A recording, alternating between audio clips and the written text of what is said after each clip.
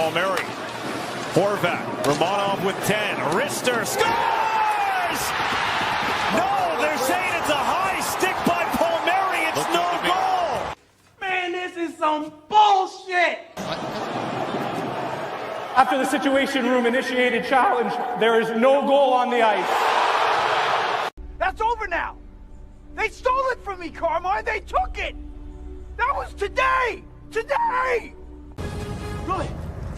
Come on. To the empty net. Can't get a shot. Penalty coming up on the play. He scores. John, what in our history together makes you think I'm capable of something like that? All right, well, to cut out the rest of the quote of what when our history together makes you think you're capable of doing something like that, well, what makes you think the Rangers could capitalize and get back in the playoff race, even though they are just 1 point remaining? Welcome back, everybody, to another episode of Big Apple Hockey and our weekly show. The Big Three are back together once again. I, of course, am your host, Mark Williams. Delighted to be back and talking more NHL hockey with the host of the Final Buzzer, Mr. John Fulkowski. Just signed it. I know. It's like, why? And a man who will not be denied, Mr. Anthony LaRocco. Muted. I was muted. There's no shame in losing to the Kings, though, to be honest with you. I mean, they're wagging at home. But I get why, any Ranger fan stayed up for that. It's probably pretty disappointed. But yeah, otherwise the schedule – the schedule last night went in the Islanders' favor and the Rangers too, with the exception of their own game. So that was a pleasant surprise for any Islander fan this morning that all those teams lost. Yeah, it's some of the good news though, and it's also obviously for the Ranger fans, it was good news seeing Ottawa lose to Buffalo and Montreal lose to St. Louis. But it was a hell of a week. And there was a critical point that the New York Islanders, as Ranger Central saying, lifeless New York Rangers, that's a bit of an understatement. And we're going to start with the Islanders and Monday night, guys, in the A block. As we go to the A block, the A block is, of course, brought to you by SeatGeek. Use the promo code Big Apple Hockey for $20 off your first order. And the Big Apple Hockey hats and shirts are available. Use the link down below. But so let's go back to last night. The Rangers lose 3-1. Canadians fall 6-1 to the Blues. Red Wings lose to the Avalanche. I think they're basically done, guys. And Buffalo beats Ottawa 3-2. But Monday night, crucial call. Kyle Palmieri, they ruled that he interfered in the closing seconds of regulation, or he appeared to deflect the puck in. Anthony, that would have changed around a lot of things because that would have moved the Islanders into a tie with Montreal, and they would have had the win percentage that would have put them officially in the 8th spot or the second wild card, whichever one you want to say it. Did Palmieri interfere? Was it a good goal? And how does this change the playoff race? Well, how it changes the playoff race is obvious. I mean, Columbus was 8.9 seconds away from getting no points.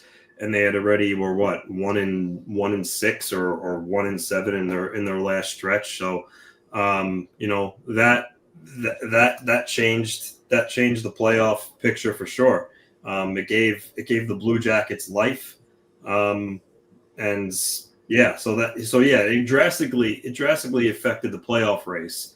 For the Islanders, I mean, yes, it affects them. I mean, but at the end of the day, a win today, and they're in the playoff spot. So yeah, you would have wanted that second point, but I think it was more of an issue for the Columbus Blue Jackets because again, they got brought back to life. Looked like they were going to be dead in the water.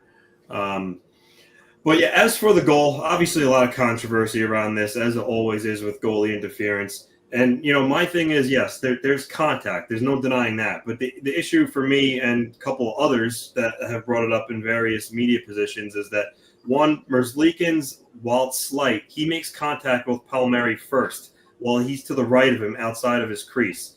How much of that caused Palmieri to lean into him? I don't know, but that was a fact. You see it there. The other part is Merzlikins chose to push Palmieri away. which messed him up a little bit. If he didn't push him away, he probably actually would have had time to get set. That's on his own doing for pushing him. And then lastly, the other thing is, as Corey Schneider said, he wasn't stopping that regardless. He had that contact prior to the shot had no effect on him stopping that. You're talking point blank deflection from right in front of him. It was going in regardless. And the biggest thing by this is there's just so much inconsistency in the NHL. Phil, before you got on, I brought it up to Mark. That earlier in the year in November, where Matt Tkachuk pretty much assaulted Semyon Varlamov in the crease, was on top of him, was just jamming at him. He's literally standing in the crease. That's a good goal. But yet a play like this, where the contact isn't nearly as severe, is not a goal. And I get it. It's because the referee waved it off from the beginning. If he would have called that a goal, Columbus challenges, there's probably a good chance it stands because the league itself, according to Brendan Burke, said that it was inconclusive either way and they couldn't overturn the call on the ice, which led to Patrick Waugh's comment of, what do we need Toronto for if they're afraid to override their own referee?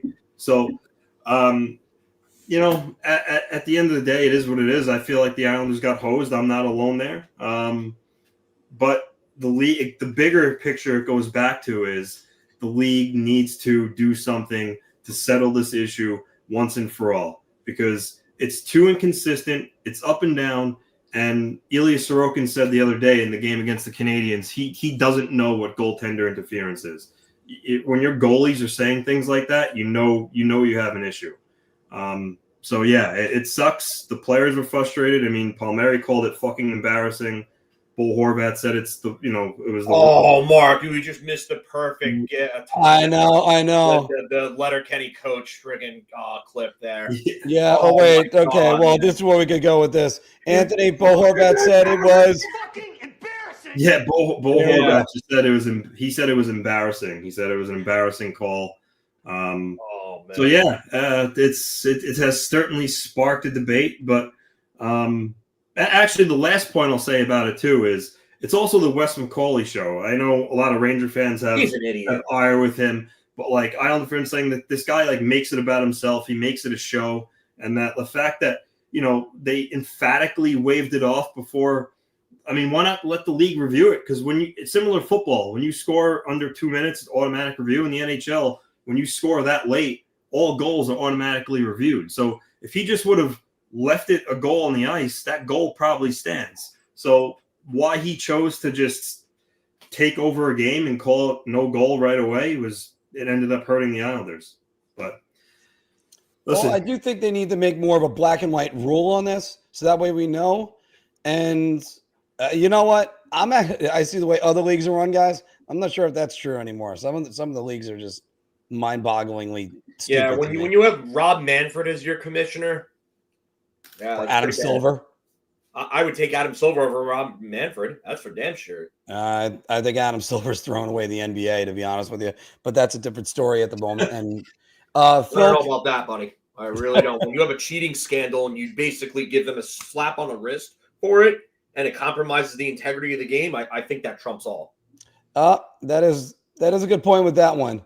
But Phil, what's your opinion on this one? Is this one of the gray areas of the goal, or is it good goal, bad goal, or is it just the procedure held up? I don't like the procedure. I don't. I think the procedure sucks.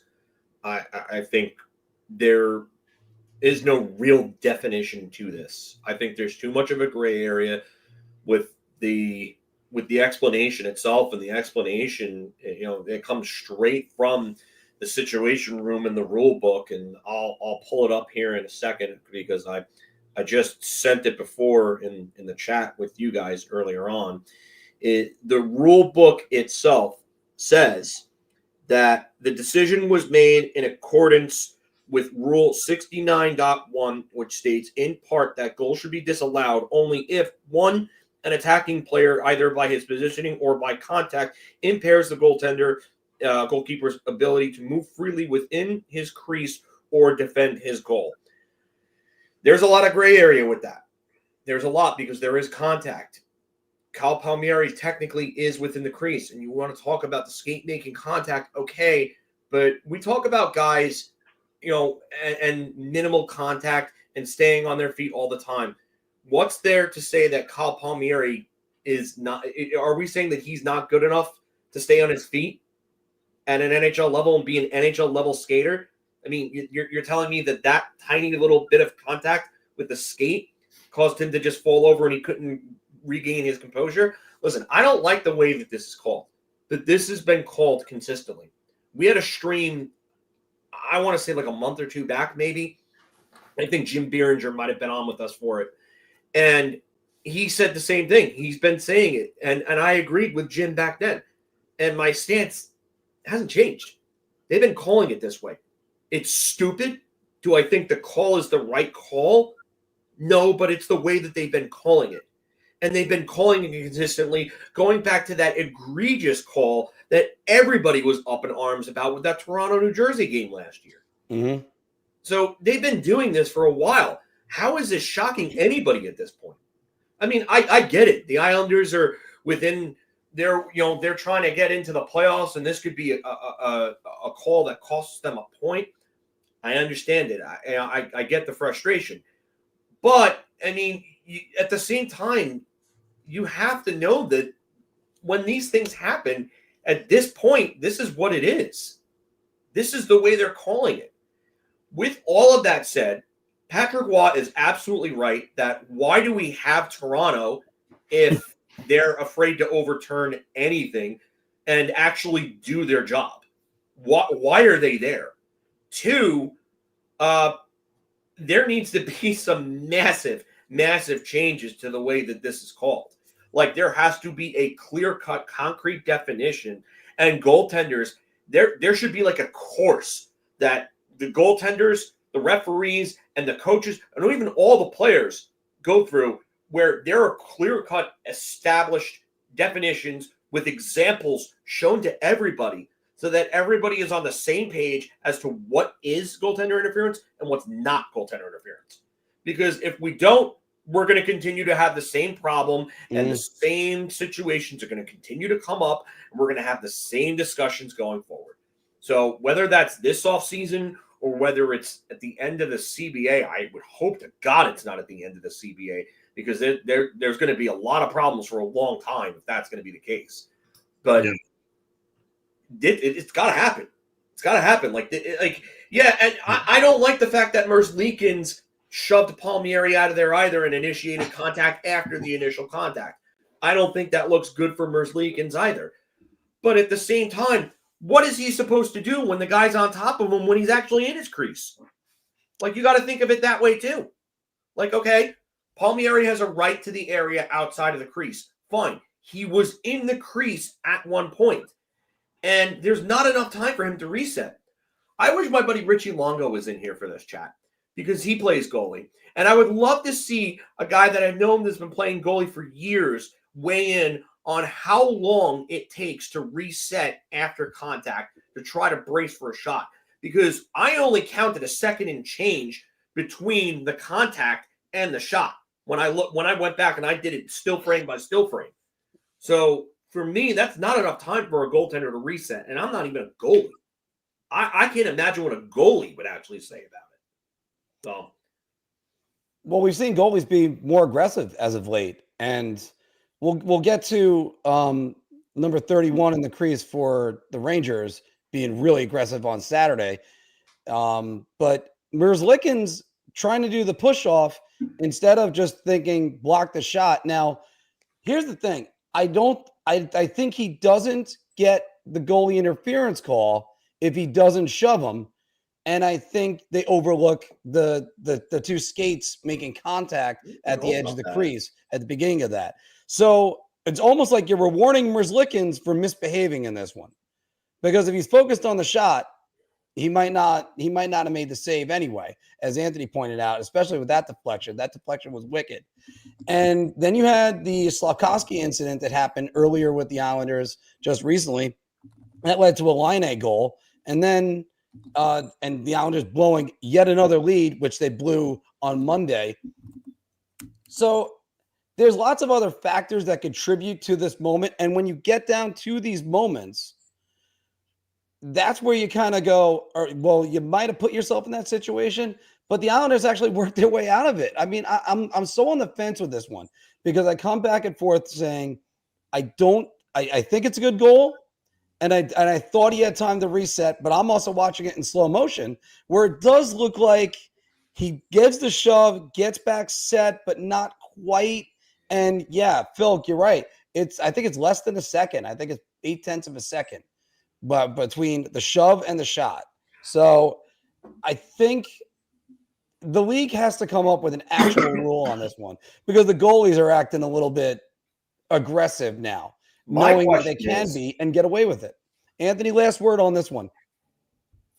I mean, I don't know what else to say. I just think that the league needs to come up with something. It's because it's a similar thing to the offsides when the call went in the Islanders' favor against Montreal and Suzuki had that breakaway and scored. They literally spent like 5 minutes examining it to find out that he was that much offside. So it's like in situations like that, if you have to look at it that closely, then just call it a goal, and then maybe that opens Pandora's box because now technically you're allowing a goal to stand that was technically offsides, but still it takes away from the flow of the game. And similar with the goaltender interference, when there's a little bump that happens like this, and then a goal is scored, like I don't know. Again, it goes back to, did it really affect the play? Was Merzlikins going to save it? Probably not. Like, yeah, obviously if a goalie gets run over and like he's on the ground, and the guy puts a tap in, goaltender interference all the time. But plays like this where it's like, did it really affect the goal itself? Like, the league wants more scoring, right? To talk about exciting games, more scoring, and you're going to take away goals like this off of a, I don't know. So it just seems like they need to overhaul everything and decide one way or the other, and then just go hard in that direction, because this whole gray area and players saying they don't know what's goaltender interference is ridiculous. And also, don't think for 1 second if a goalie goes to the top of his crease, he knows in the back of his head, okay, well, maybe if I get bumped here a little bit and they score, it might come back. And they have not confidence in that, because that's not a sure thing, but that's in the back of the head, knowing that could very well happen. And I think they just need to overhaul everything, because this stuff shouldn't be happening in a professional league like this, where you're playing Mickey Mouse games essentially. You're talking about the opening up Pandora's box, and that's exactly what you're doing by going with that route, because now we're going down a slippery slope. Like, how do we actually determine what impairs the goaltender's ability to make the shot and how impaired he actually is? I mean, we have no way of really saying it. It's a judgment call. It's subjective either way, because there's no concrete or quantifiable way of proving what impairs and what doesn't impair. So now we're almost going back to the point where the question becomes, do we have to go back to the foot in the crease rule again? That was so stupid, though. But it was so stupid. But are we heading this way again? I think we're heading in that direction, because they need to find some way to get concrete on this, because there's so much room for interpretation that now you did say there's a precedent on this, Phil, but there's so many goalie interference calls. You're going, I can't tell you what it is. You can't tell me what it is. Anthony can tell me what it is. We come up with 3 different definitions showing 4 different goals where the goalie got bumped. And then they're going to go, yeah, that one's good. No, that one's not. Yeah, that one's good. And we might have a different answer on each one. But Anthony, also another last word. So you get 2 of them. All that matters tonight is win over Vancouver, correct? Yeah. They were gifted last night in the scoreboard, and this is their chance. I mean, if they lose, with 12 games left, nothing's over. But I mean, this is their chance to temporarily get back into a wild card spot. So, it's a must win. It's, cliche this time of year, or biggest game of the year, and you might say that about the next one. But they could jump into wild card 2, get 3 points behind Ottawa for wild card 1, who's been slipping. So, Yeah, they need this game tonight over Vancouver. Well, it would just be nice to see if one team that wants that last, or even the second to last wild card spot in the East would just take it, because Ottawa's just lost 3 straight after their good run. But referring to that, last night, the New York Rangers fell 3-1 to the Los Angeles Kings. Tough place to win in LA, but when you put yourself in a position where you have to win in a place where there's only 7 losses and 4 of them were in overtime, that's not a good thing either. The Rangers in the last 10, 3-6-1, as I flashed before. Here are the playoff odds of them making it all the way down to 20%. The Islanders at 28%, the Canadiens 43.6%. Phil, the Rangers were absolutely lifeless last night. This is some of their numbers for the last 2 weeks. I'll go over and flash the upcoming games coming up. As Ranger Central saying right here, Yes. spinning in circles with the Rangers. This is just Mika Zibanejad saying, we need to play better. Phil, here's some of the numbers the last 2 weeks. The Rangers 21.8 shots on goal per game. That is like pre-lockout levels. That is pathetic. They're 31st in the league in that aspect. The vaunted power play from last year, 6.3%, 29th, and their goals for and their goals against average per game, 2.38, 7th in the goals against, but 25th in goals for. Phil, is there any reason for the Rangers to have hope? No. No. The leadership group is horrible. It really is. And you have Zibanejad telling people that they've been playing well. In what ass-backwards world are you guys playing well? Why? Why do you think that you guys are playing well?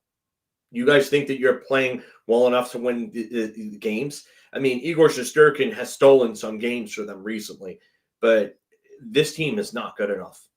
This team's not good enough. They don't commit to playing defense. You have Vincent Trocheck playing like a complete ass clown with the puck all year.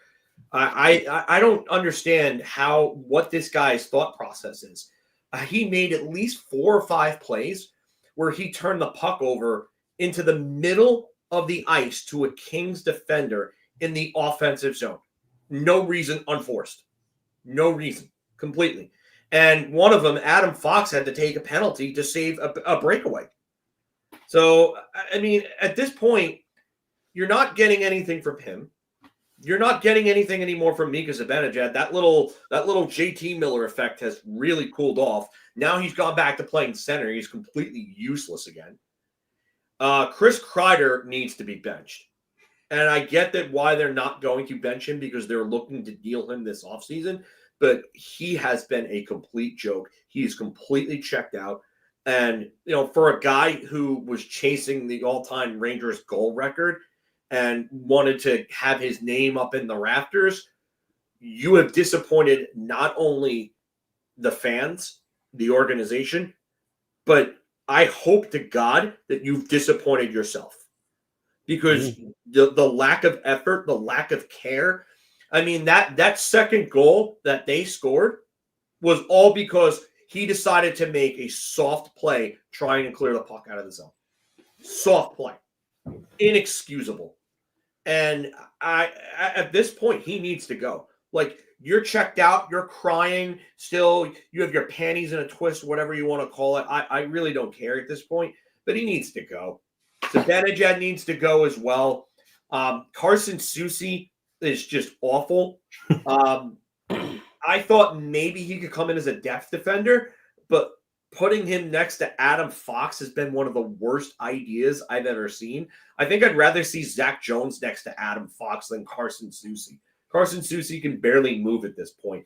I'd be surprised if he's on the opening night roster next year. Keandre Miller has played some of his worst hockey recently against the good teams. Like, you can see, like, people like glaze over him and just absolutely love him because the charts say, "Oh, Keandre's so good." Keandre, the charts tell you that he's this and that. He's the Rangers' leader in giveaways, and sure, he's played the most minutes out of more or less the entire team. But he's He's the leader in giveaways. He plays defense in one of the worst ways I've seen. The guy's gap control when he's on is great, but he's just awful when it comes to stepping up early enough to be able to close those gaps and shut off rush defenses. You want to know why this team is so bad against the rush? Because the defenders don't step up and close the gaps early enough, leading to the forwards being able to advance and get those high danger chances. I mean, the isolation play on the first goal. Yes, Schneider runs off and chases a guy up high, which is something you don't ever do as a defenseman. But Schneider went and did it there.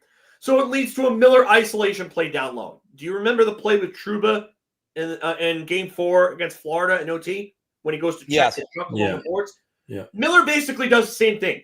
He goes down on the ice and goes swimming into the corner, and it leads an isolation play with Schneider down low. And it's a 2-on-1. And bang, it's in the net. Because Schneider doesn't pick up the guy behind him. Tries to cheat a little bit, but doesn't pick up the guy behind him. At that point, tie up the guy behind you and just let Igor go one-on-one with the shooter. At least he has a chance that way. I mean, the defenders on this team do not know how to play defense. They don't understand fundamentals. They can't make breakout passes. They can't transport the puck. The only one who can is Fox. Everything else is a bag of magic beans outside of Adam Fox. And yes, Mark, you could put up the guy from Ocarina of Time sitting there chomping on the magic beans with his other hand in the bag, because that's what this fucking defense is otherwise. It is him at the entrance of Zora's River. It's all it is. It's a joke. I cannot wait for this season to end, because this team is the most unlikable team I have ever watched. And the coach continues to peddle the same 5 clowns on the power play over and over and over again. And now the penalty kill has been awful. They dropped from second in the league a week and a half ago, I think, or maybe 2 weeks ago, to 6th, maybe even 7th after last night. I believe actually they're 9th now, if I'm correct. 9th? Okay, that's even better. Great. 8th. Now the one thing that was doing things right is not even doing things right. This team is broken. They don't deserve to make the playoffs. The only reason why I would want them to make the playoffs is that the pick that goes to Pittsburgh is worse. And that's it. That's it. I don't want to see this team get smacked around in 4 games in the playoffs. It's a fucking joke. It's a joke. Well, I'll get to another point on when it's my turn in a second, because I'm going to throw this down to Anthony. But Phil, you also forgot about all the snow angels that Steve Alquette talked about last night, like Will Morgan, who did that, and it led to the game-winning goal by Philip Deneau. It's just they're just struggling in every single way. Anthony, before I go on a rant, I need to get your thoughts on this. I mean, I don't know. I don't know how much I could add. I mean, Phil just laid out perfectly what all their issues are. All I could say is they're lucky that they're still in the mix, just because all these other teams are just kind of there, like hanging around. And things could be worse. If it weren't for Lankin and not being able to stop anything, they might have lost that game to Vancouver too. And then things look even worse than they already do. So this team just looks. They don't look like a team that like wants to even continue their season. You would think they would play with energy and pace to their game and passion, and they don't. I mean, you see with the shots on goal, two shots in the first period last night.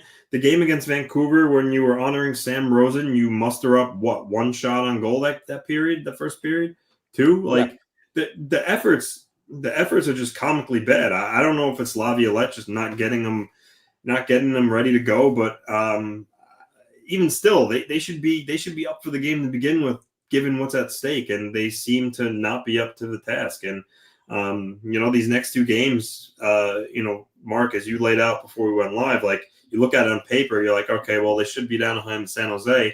But, Anaheim, Jacob Trouba, I'm sure he's going to be motivated to beat the Rangers, and his teammates are going to rally around him. And the Ducks are one of those young teams that could play spoiler. And then the Sharks, too. Yeah, they're dead last in the league, but they got some young talent. And same thing there. Barclay Goodrow is going to certainly – we all know how he wasn't happy how things ended. You know he's going to play that game like it's a playoff game for him, and do what he can to help spoil the Rangers' playoff hope. So, yeah, while they should win these next 2 games, they have some circumstances there in those 2 factors that could make it a harder game than it normally would be. So, but yeah, this team, they could still make it despite all that. It's just, it's just how much do they want it? And it doesn't seem like they want it right now. That's for damn sure. I'd rather watch paint dry than watch this team in the playoffs. Yeah. I mean, well, I guess what they need is Hans Gruber to get on the bench to say, shoot the puck. But it's absolutely a joke. And look, I'm not trying to poo-poo fans' optimism. You can have it all you want. We're not here to wave the pom-pom. So if you guys want us to do that, we're not going to do that. Because I've there seen are the fans, people that I don't deal with the people anymore, but there are people that are like that. Right. There are fans' reactions that they're going, oh, hey, we could possibly catch the New Jersey Devils. All the Rangers have to do in the last 2 games is the last 10 games is go 8-2. That team ain't coming, guys. That team ain't coming. They're going to be they haven't been that since January. So first off, it's been 2 months since you've had a sniff of that, and they concluded January with a free fall. So let's get on that one. This team quit in December, and since then they tried to come together as a team. They play as individuals. Sorry, that's a fact. Watch them play. Every one of them, they're just kind of going, well, we were good last year. We can turn it on. No, you can't. You absolutely can't. Just because you did it last year. Last year's team had heart. Last year's team had drive. Last year's team was never out of a game. This year they are. They're out of a game in the middle of the first period because they can't get shots. As my lovely wife is saying, you mean to tell me that if you shoot the puck more, we might score? Rangers probably? Yes. Yes, who'd have thought if you actually shoot the puck? Statboy Steven threw this up there last night. The Rangers, after the first period, had 5 consecutive periods of single-digit shots on net. You can't have that in the modern NHL. I ripped Jack Capuano about that in the Game 7. I'm going to rip the Rangers on that. You can't have less shots than a soccer team. It's stupid. It's terrible. And yes, it was brutal back then. And I know that they were shorthanded, but still. I mean, it's you can't have that. And now let's look at where this is right now, because I always keep on hearing, and I'm not going to blame Igor Shesterkin for last night. He played well. He didn't play like Superman, but he played well. But can somebody step up that's not named JT Miller? He's the only one. And even at that, he's got his moments where he disappears too. I mean, if you're putting this on oh, dear God, no. the New York Rangers' next coach, and there will be a new coach. I know they're going to pay. The argument is they're not going to pay Laviolette to sit. Laviolette's lost that room. It's gone. Yeah, I've wanted him to be the coach for a long time. That's about it. But for fans thinking there's an 8-2 run or even a 7-3 run in them, guys, you're living in a fantasy world. And the fact is, you got teams in front of you that they're going to be winning games too. The Montreal Canadiens, but Phil, I'm going to shoot this back to you. Part of the problem is all these teams that you're like, oh, hey, well, if they do this, do you trust any of these teams given their schedule? They can lose. Ottawa just lost to Buffalo. Well, Buffalo does this every year, right? They have nothing to play for. They play well, and you think it's the same old dog and pony show. Oh, look how they played down the stretch. They're going to be better next year, and then they suck. So yeah, but the Sabres are a tough game right now. The Sabres aren't an easy game for anybody to play. Oh, no, and the let me Rangers throw have this one been out blown there. out by them twice this year. Yeah. So yeah. It's not just even that they love to play spoiler. It's just that when you have no pressure, you can just go out there and just do whatever. But the fact of the matter is that's another group where that core needs to be changed up because they don't. It doesn't matter what they do. Even the general manager's got to go for first of all. Kevin Adams is fucking horrible. He's horrible. He's run that team into the ground. And the Pagulas, I don't know if they're like this with him or something, but the fact that he hasn't lost his job already is just unbelievable. Going 4 years back to the Eichel mishandling. Yeah. But to bring this back to the Rangers, this group has done the same things over 3 different head coaches now. They show you the same signs where they don't get up for games, where they play down a competition, where they start slow.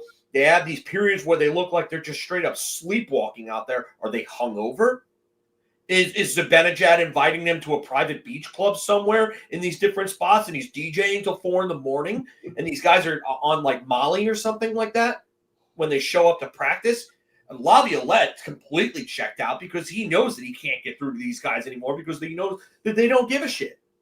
I mean, like, it just seems like there needs to be a rip-up, a complete scorched earth purging of this team from head to toe. From head to toe. And I understand there are guys that have trade protection, but do I think that it is impossible to move these guys? No, because Kreider's going to be the first one. He's going to go. And then Zibanejad, they might go to him after that, and they're going to be like, hey, different direction. We don't want you here. And when you're told that you don't want to be here, you see what happens after time. These guys check out, and they become so miserable that they eventually don't want to be there anymore, and they give up. And then Artemi Panarin, he's got 1 year left on his deal.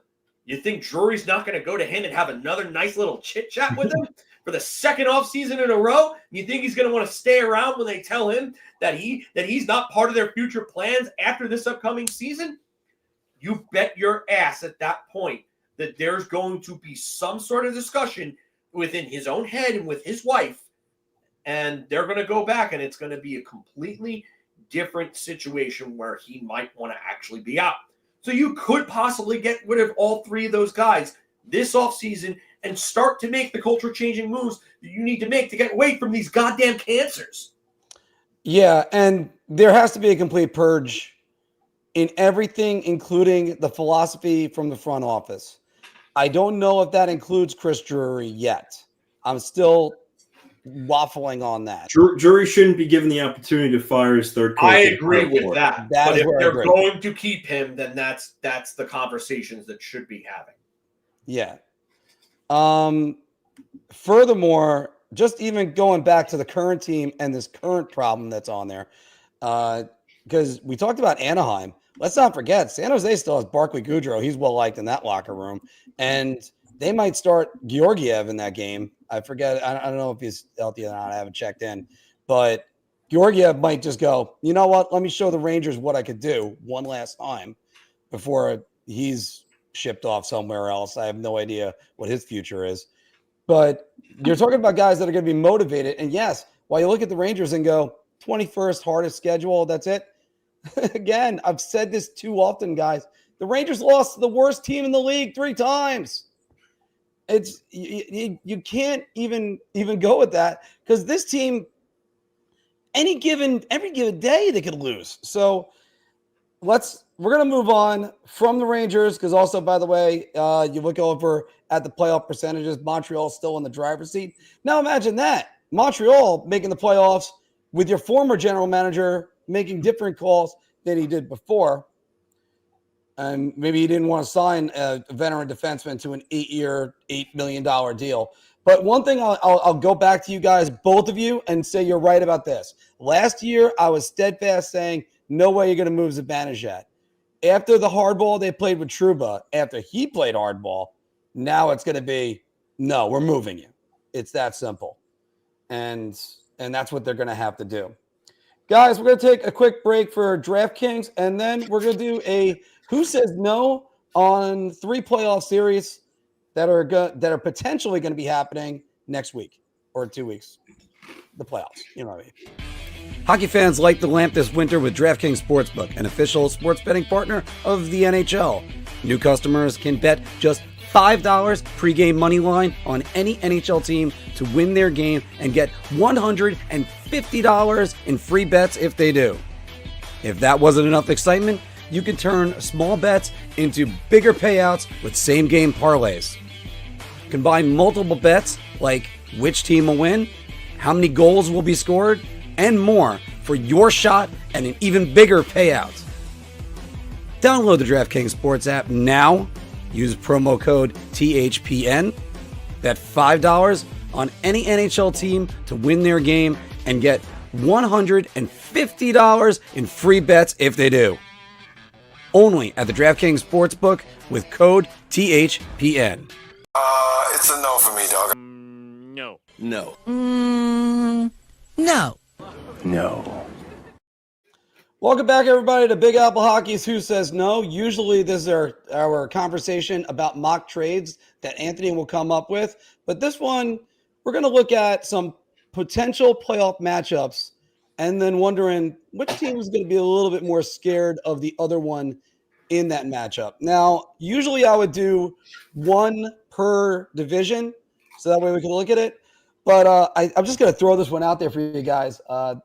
There really isn't anything interesting in the Metro as far as playoffs go right now, right? I mean, not really. You're talking Washington playing one of the Islanders, Rangers, Canadiens, Blue Jackets, so nothing really there. And the Hurricanes and Devils, which, I mean, it's been done before. So yeah, that one looks like that's going to be too short series on that one. Sorry to Devils fans, but that just doesn't look that good. Let's go to one that would be immensely entertaining, guys. But right now, Florida versus Tampa Bay. Yes, Toronto is tied with Florida, but right now, NHL.com has Toronto ahead of them based on there's some reason. There's a tiebreaker that's all the way back there. All right. So Florida versus Tampa this season, 2-1. And they have a two goals per game average, allowing only 2.33. Sounds not that impressive, but Florida has the 2 wins. Phil, which team do you think says no on this game, on this series?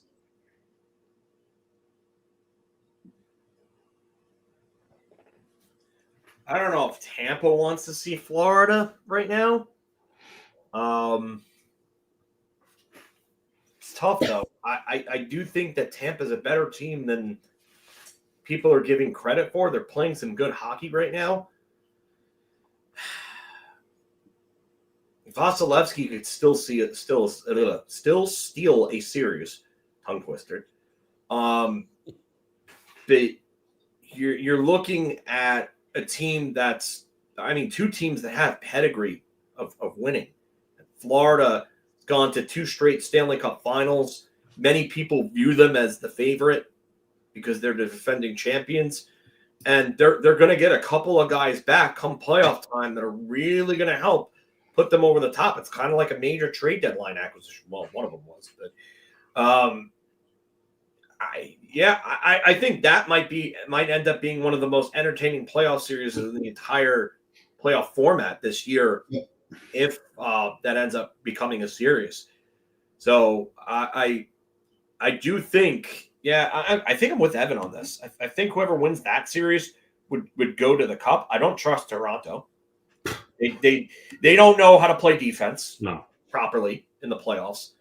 Their goaltending isn't good enough. Who the hell trusts Stolars? Or you trust Anthony Stolars? Wait. If the answer to your question is Anthony Stolars, then what the hell is the question? That's what I want to know at that point, really. But I think Tampa can beat them. I don't think this Florida team is as strong as they were previously, especially not having someone like Brandon Montour anymore. I mean, they lack some puck movers. I get they got Seth Jones, but do you really take Seth Jones over Brandon Montour at this point? I don't know about that. I really don't. So I think Tampa can beat them. I think Tampa's depth is better than it's been in previous years, and they're still getting the production they need from the big guns. And the big guns are all guys that know how to win because they've been there for those 2 cups. So, I mean, Ekblad, let's see how Ekblad comes back from that suspension. Yep. God knows, we don't know how this is going to be. Is this going to be another Nate Schmidt situation?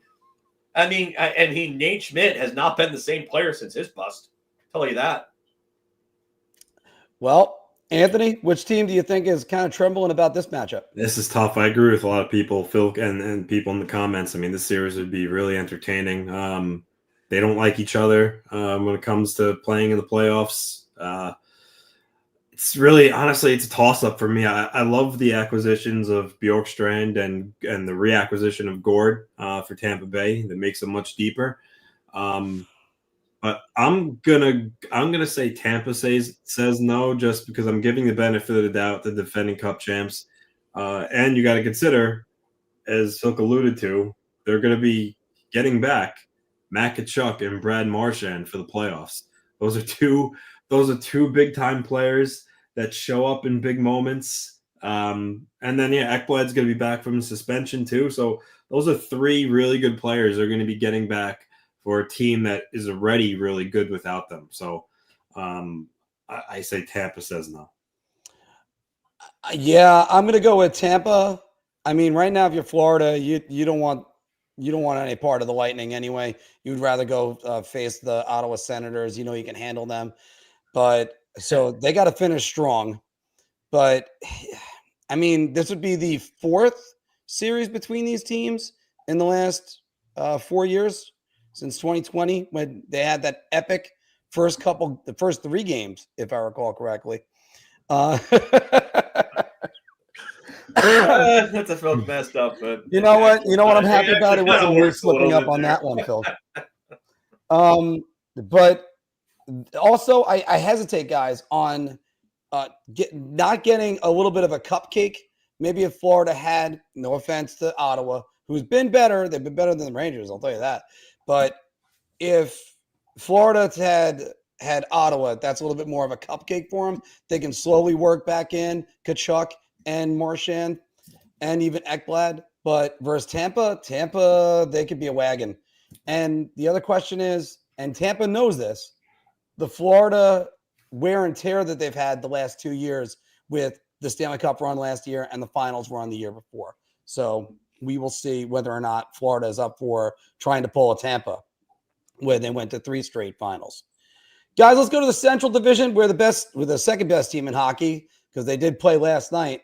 The Winnipeg Jets, right now, they'd be in position to take on the St. Louis Blues. You look at the Winnipeg Jets. They have the most wins in the NHL, second most in points. The Capitals have 2 more. 3.45 goals for per game. That's third in the league. 2.38 goals against per game, best in the NHL. But here's the caveat. Since the Four Nations tournament, is there any team hotter than the St. Louis Blues, who right now are 13-2-2, 28 points in that span, best in the league, 4.06 goals for per game, and 2.18 goals against per game. I missed what the comment was. No, Diane said go Islanders because she's just not happy with the Rangers, and someone hacked Diane. And by the way, guys, one thing about the St. Louis Blues, Connor Hellebuyck, 1-1 against them, .917 save percentage. He's looked somewhat human.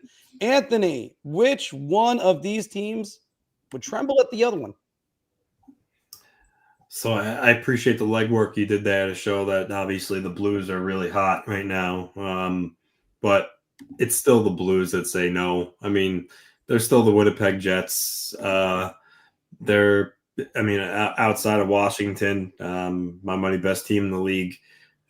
Connor Hellebuck's a wall. I know Velarde's actually out. I don't know how long he's going to be out, but he should be back for the playoffs. So, just Velarde, Scheifele, Ehlers, Connor, Lowry, Niederreiter. They got really good depth. They're the best, one of the best teams in the league for a reason. So, yeah, the Blues say no here, and I get it. I'm giving credit to the Blues. They're starting to pull away that last wild card spot. I think they're up 4 points on Calgary now, 5 on Vancouver. Certainly playing good hockey. They did the Islanders and Rangers a favor yesterday by waxing Montreal. So thanks to them. But which, by the way, you forgot the period in St. Louis. I'm just realizing that. I love that. I just like bust All right, now we're getting a little nitpicky. No, but you know what? Yeah, they're playing well, but they still have Jordan Binnington. I know he's been better this year, but I don't know, something about him. I still doesn't strike fear in the hearts for me. I think Winnipeg would expose him and the Blues overall in a playoff series. So, yeah, the Blues say no here for me. Phil, who's the one saying no? It's definitely the Blues for a lot of the same reasons that Anthony mentioned. And I'll highlight this comment from MYR for Life. I don't see those vibes at all. I don't. They're playing well right now. And don't get me wrong. It's still a small sample size. It's not like from January 1st where they were the worst team in the league in 2019. And then they went the second half of the entire season and then went into the playoffs with this on this great run. They don't have a lot of the guys that really did a lot of the work for them there. Like there's no more Ryan O'Reilly. Like Ryan O'Reilly was a point per game Selke caliber player back then. He ended up winning the Conn Smythe. Binnington, I guess when Binnington, there's a big game, Binnington turns up a bit, which is good. But do you really trust a defense that's kind of highlighted by Colton Parayko, Cam Fowler, and Justin Falk? Like, I mean, there's no Torrey Krug right now. I don't even know if he's going to be back. So it's just Nick Leddy. He's not the same anymore. He's a shell of himself. Ryan Suter, you're depending on him for minutes. I mean, he plays like 19 minutes a game for them. So Brandon Saad's been a decent addition since coming over. I mean, he had a hat trick in one game. So, I mean, really, he's kind of had, 4 goals in 42 games otherwise. But he's been an okay addition. I love Dylan Holloway, tell you that. Dylan Holloway has 60 points now and 24 goals. Like, that offer sheet looks amazing. And I was just focusing on Broberg being a good pickup. Yeah, Broberg's been very good for them too, but it's oh, that's right. Yeah, Saad went to Vegas. He was with St. Louis and then when he went to Vegas. My bad. But yeah, I don't know. I think that we're looking at a team that's played well enough to make the playoffs, but does that team really strike fear in the heart of anybody? I don't think so. Who's the guy that's really going to break open that series for them? Jordan Kyrou or Robert Thomas, I guess. Well, that's one thing I was going to bring up, Phil. Do you know who leads the NHL in scoring since the Four Nations tournament? Robert Thomas. And Robert Thomas is playing well. And again, it's not a knock at Robert Thomas by any means. I would kill to have Robert Thomas. Yeah. I would trade. There's almost nobody that I wouldn't trade off the Rangers to get Robert Thomas. I'd trade JT Miller to get him. I wouldn't care. But I'll tell you right now, like Robert Thomas is not the guy that's going to go in there and completely dismantle the Winnipeg Jets on his own. Like, and I'm not saying you have to have a Connor McDavid type player to win a playoff series, but do you really see Robert Thomas doing all this? For me, I don't know. I just there's not a whole lot that worries me if I'm Winnipeg. If I'm Connor Hellebuck, I don't see any great shooting threats on that team, and I'm kind of foaming at the mouth. So, but again, it comes down to structure, comes down to defense, it comes down to buying in. And Winnipeg has bought into what Scott Arniel is providing to them. So I like Winnipeg a lot more in this series than I like St. Louis. I got to say that I think the Blues, it's just pick your poison right now for them because they might leapfrog over Minnesota. We'll talk about that more in the Bar Talk segment. But if you go with that, the hottest goalie in the league right now, the second hottest, let me say, is probably Jordan Binnington, who has a .912 save percentage and a .219 goals against. Because the one goalie I would say even hotter than him, well, also Sergei Bobrovsky. There's a couple other guys I can make a case for. But the hottest goalie in the league is Aiden Hill. .935 save percentage in the last 9 games that he's played with a .188 goals against. Like those are great numbers. He's starting to get ready for the playoffs. So if you're not getting Connor Hellebuck, you're going to get Vegas, who they look like they could be a wagon too. St. Louis is playing really well. I don't think Montgomery has ever won a playoff series, if I recall correctly, because I don't think because Rick Bowness was the coach of Dallas when they went to the Stanley Cup Finals after he was there. So that's the thing he's going to have to do. Now, Montgomery has definitely won a playoff series. Yeah, won a playoff series. That sound right. Because they went to the Western Conference Finals or the second round in 2019, and if Zuccarello, somebody else other than Matt Zuccarello, would have scored in Game 7, they would have went to the Western Conference Finals, and the Rangers would have gotten. That's right, Pat Maroon in overtime. Yeah, scored in Game 7 in overtime. All right, yeah, because the following year when it was the bubble, that was Rick Bowness that won those playoff series. But right now, the Winnipeg Jets, the thing about them is they know what they are. They know what they're doing. Phil, you're right about the buy-in. They're on cruise control. They're like, all right, let's start the playoffs. Like, that's the only thing I would worry about. That's the only thing I would worry about with Winnipeg is that they have not had to play important hockey in a long time because they've just been on cruise control all year. I mean, it's not like the Rangers, where the Rangers had to literally fight for the division because they decided that they didn't want to play Laviolette's 1-3-1 last year, or like it's that's a big thing. You got to worry about that. That is something to worry about, but also the other thing is true too. When they're like, "Oh, this has been our playoff run to get there." Like I always love the expression, "Last night was our Game 7." Yeah, but do you have the actual energy and mindset for Game 7 the next night? Because you get some teams that do that, like in a playoff series, they'll play hard for Game 6, and then Game 7 they got nothing left. So it's hard for me to just always devote that. But I mean, it's yeah. And I think Winnipeg last year too. Yeah, Pasternak with that goal. Oh, that's right. Okay, thanks, guys. Because there were Well, still, his playoff teams haven't exactly been. That was stupid. I should have remembered last year. Let's be honest about that. All right, guys, let's go to another meeting of the Edmonton Oilers versus the LA Kings. It's a potential 4th straight meeting, 3-0. But then again, guys, look at LA and their home and road splits. 25-3-4. Oh, sorry, 26-3-4 because I didn't include last night's win. So 26-3-4 versus 14-18-1 on the road. Edmonton, they've been sputtering 7-7-1 since the Four Nations tournament, where their superstar Connor McDavid won that tournament, and Leon Draisaitl wasn't invited. Sorry, buddy. But both of them are also nursing some injuries. Guys, I'll start this one off. I think the Edmonton Oilers want no part of the LA Kings right now, but they're going to get them. That's all that matters.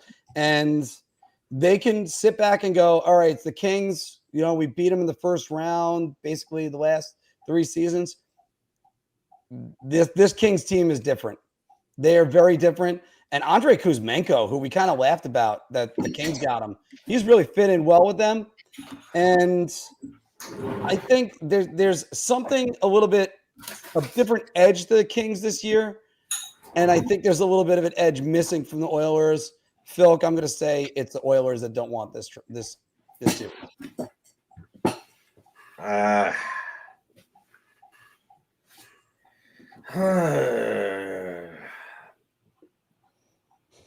don't know about that. I really don't. I mean, they're second.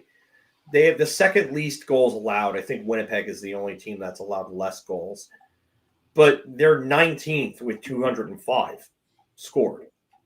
I still think LA might say no to this because Edmonton can go off and score goals. LA can't. And, I mean, you talk about, playing them every year, it seems like. I mean, 3 years. Yeah, last 3 years in a row, they lost in the first round to Edmonton. But at what point does LA break through and start scoring goals? And their power play isn't good either. Their power play is ranked in the bottom 10 of the league. So how does LA win this series if they can't score? And that's a good point. I mean, the guys that you need to be, scoring for you and being the guys that lead the charge, are they really, getting the job done here? Like, Adrian Kempe has only 58 points in 70 games. That's their leader in scoring. And a 37-year-old Anze Kopitar has 57 points in 70 games and doesn't even have 20 goals. Kevin Fiala, who was a point-per-game guy a few years ago, 28 goals, 50 points in 69 games. Quentin Byfield, after a 55-point year last year, 44 points in 70 games this year. Warren Fogel's been a nice surprise, 20, 20, and 40. But, like, Philip Deneau, you signed him for $6 million a year to what? To be a strict shutdown center? He's got 37 points in 69 games. And Alex Laferriere started off the year nice, but he's got 34 points and 15 goals in 66 games. Like, where are the points coming from here? You know, Drew Doughty's got 5 points in 22 games played. I mean, you're going to need more from him offensively. And everybody talked about, oh, well, the Four Nations is going to revitalize Drew Doughty, and Drew Doughty's going to come back. He's going to be playing great hockey. Where's the friggin' offense from Doughty? He's on pace for maybe 20 points at over an 80 game season. He ain't going to have 20 points this year. To me, I just think that, and I don't even trust Darcy Kemper. I don't. I mean, I know the numbers this year aren't like bad or anything like that, but like they're quite good. 918 and 210. I mean, they're good, but do you trust him in a playoff series? I mean, I'm not saying Edmonton's got a brick wall in net with Stuart Skinner or anything like that, but Connor McDavid could go off, score 2 points per game in a series again, and LA's gone in 5 games. And it's happened before. And you know what? I think it happens again. I think LA wants nothing to do with Edmonton. I think there's PTSD there. All right. Anthony, what do you think? Oh, no wonder why Mark is laughing, because he saw that. You know, could be the kicker though this time. LA, right? I mean, they're separated by 2 points, so things could change. But right now, LA would be at home, and look at their home record. They are unbelievable at home. Regular season. That could be a difference maker. Regular season. Yeah. Oh, that's true. But they're a very good home team. Very good home team. And yeah, I mean, you laid out their offense. I mean, they do it by committee. They've got a bunch of guys with 50 points, a couple of guys with 40 points. But they defend really well. They play solid team defense hockey. And you know, yeah, you're absolutely right about Darcy Kemper, about trusting him, but he also has a Stanley Cup at the end of the day, so he's been there before. Sub 900 save percentage in Stanley Cup Finals. So, I don't know. I mean, I the way I'm going to look at it is, I think if the Oilers are the 2 seed, I think their Kings are going home once again, because I think that's how much of a different team the Kings are at home as opposed to on the road. Like, if the Kings are home, though, I think maybe this is the year they get by the Oilers. So, for right now, I'm going to say the Oilers say no, just because I'm putting that much faith in the Kings at home and how dominant they've been. Because their record is absurd. And I know putting out playoffs is different, but that home record is absolutely absurd.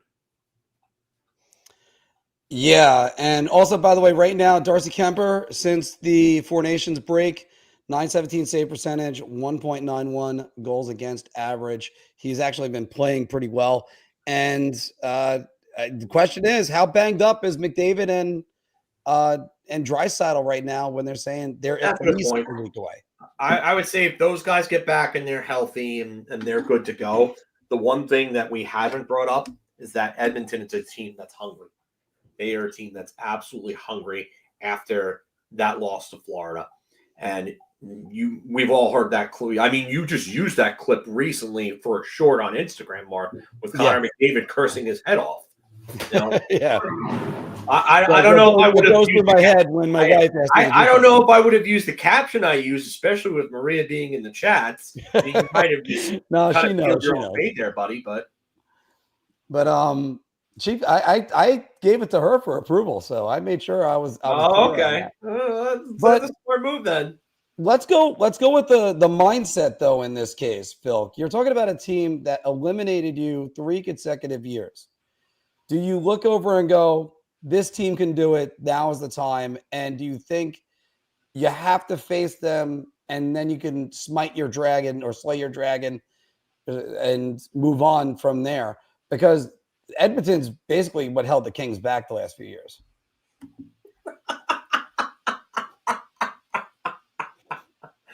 Don't make that joke because John Cena will actually get offended now these days.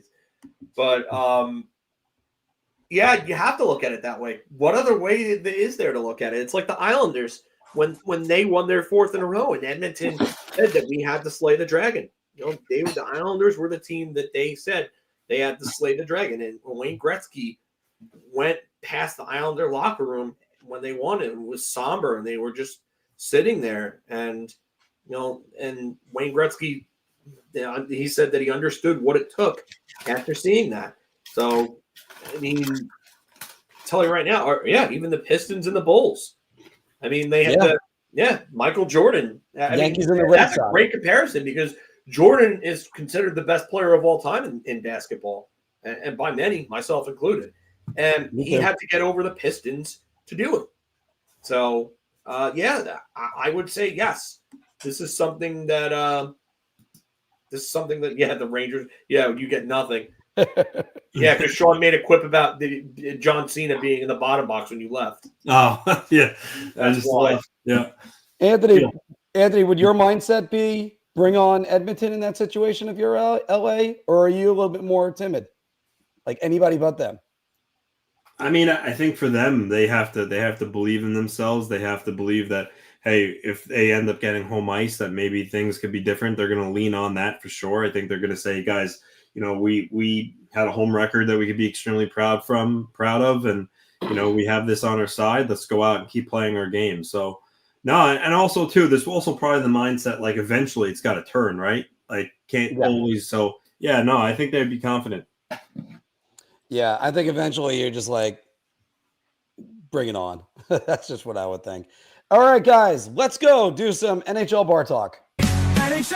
Shot. This is the easiest I've ever to answer. I say beer. I can't even begin to describe. I'm actually going to go crazy. I'm going to buy everybody around on this one. And by the way, just a reminder to everybody to stop in at Wing Wednesday at Boss Croakers. Come on down for 40-cent wings, $2 tacos, $4 Miller Lights, and Yinglings. That is the special for tonight. I wonder who the bartender is going to be. You might be looking at him right now. But welcome back, everybody, to Big Apple Hockey's Bar Talk, where we're gauging our confidence on NHL topics based on our choice of drink. Are you so confident that you're buying around? So I'll have a beer? Or, oh, dear God, I need a shot. And as Ranger Central's roasted me, I had to put up the other ones too. But play along down in the comments down below, guys. We always have fun with this one. And let's talk about banners. Speaking about banners, you know, I was just putting these up. Break out the hoop. I will go break out the hoop. We're in the process of a move, it's coming. So. Everybody knows it's coming. Even your wife. It's great.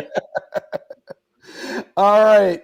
But let's talk about notable banners at MSG, Phil, because a great man, Sam Rosen, was honored on I know Saturday. where this is going, and I don't even have to. You don't even have to finish it. I don't know why he already. Okay. Get the friggin' all right.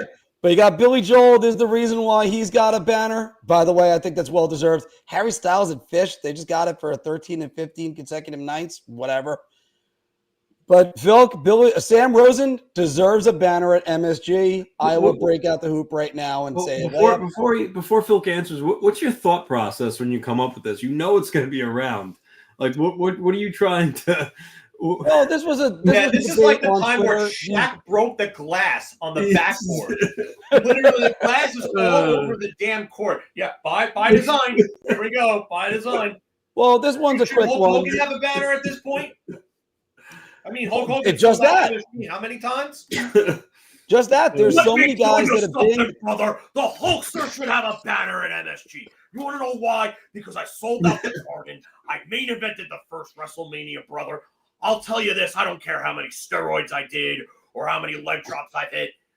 I deserve a banner. And Fish and Harry Styles, well, they can go shove it up there. You know what, brother. Well, again, Sam Rosen, I do think deserves a banner. Let me go with this one. After all, he's called probably the majority of televised games ever in New York Rangers history, even though they were one of the first ones to ever televise a game. But he's been around almost 50 years now, 45 years. And you should just put one up, put the microphone. Why does Harry Styles have one? Who the hell cares about Harry Styles? Seriously, I see this stuff online, and these little fangirls are all like, "Oh, why are you insulting Harry Styles?" Yeah, but there's a difference, and I'm going to throw this over to Anthony because obviously he'd say that too. I agree with this.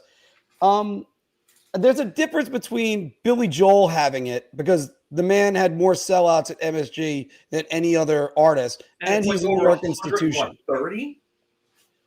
Well, it was 141 consecutive shows that he had at the Garden. 141 consecutive shows that the guy has sold out. And he's also from New York. Yes, from Hicksville, I may add.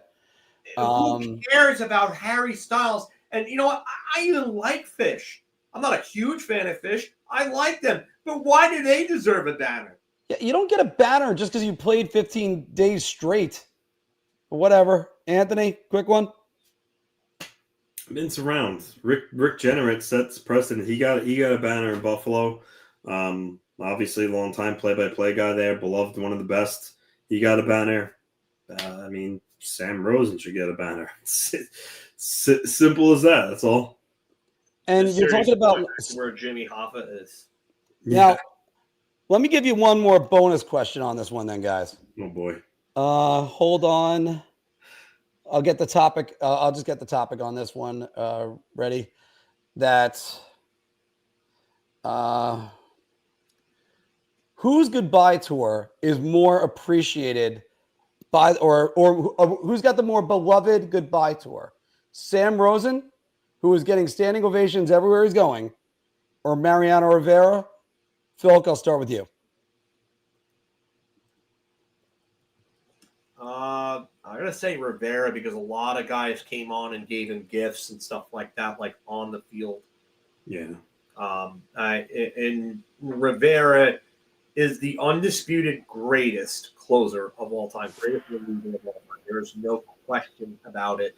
There's so much respect for Mariano Rivera amongst the players. You saw guys like David Ortiz come out, and guys that were rivals of his for years just come out and show just a massive display of love and support.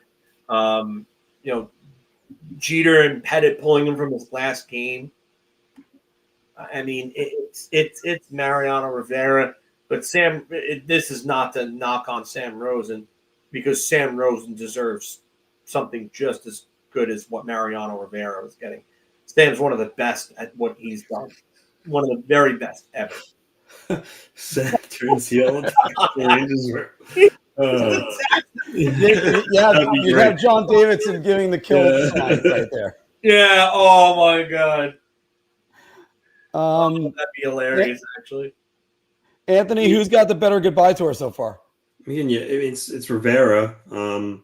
Not take anything from Sam Rosen, but you're comparing one of the best, like an actual athlete, best position player at his position, to a play-by-play announcer. So it's very much different, but it's absolutely Mariano Rivera.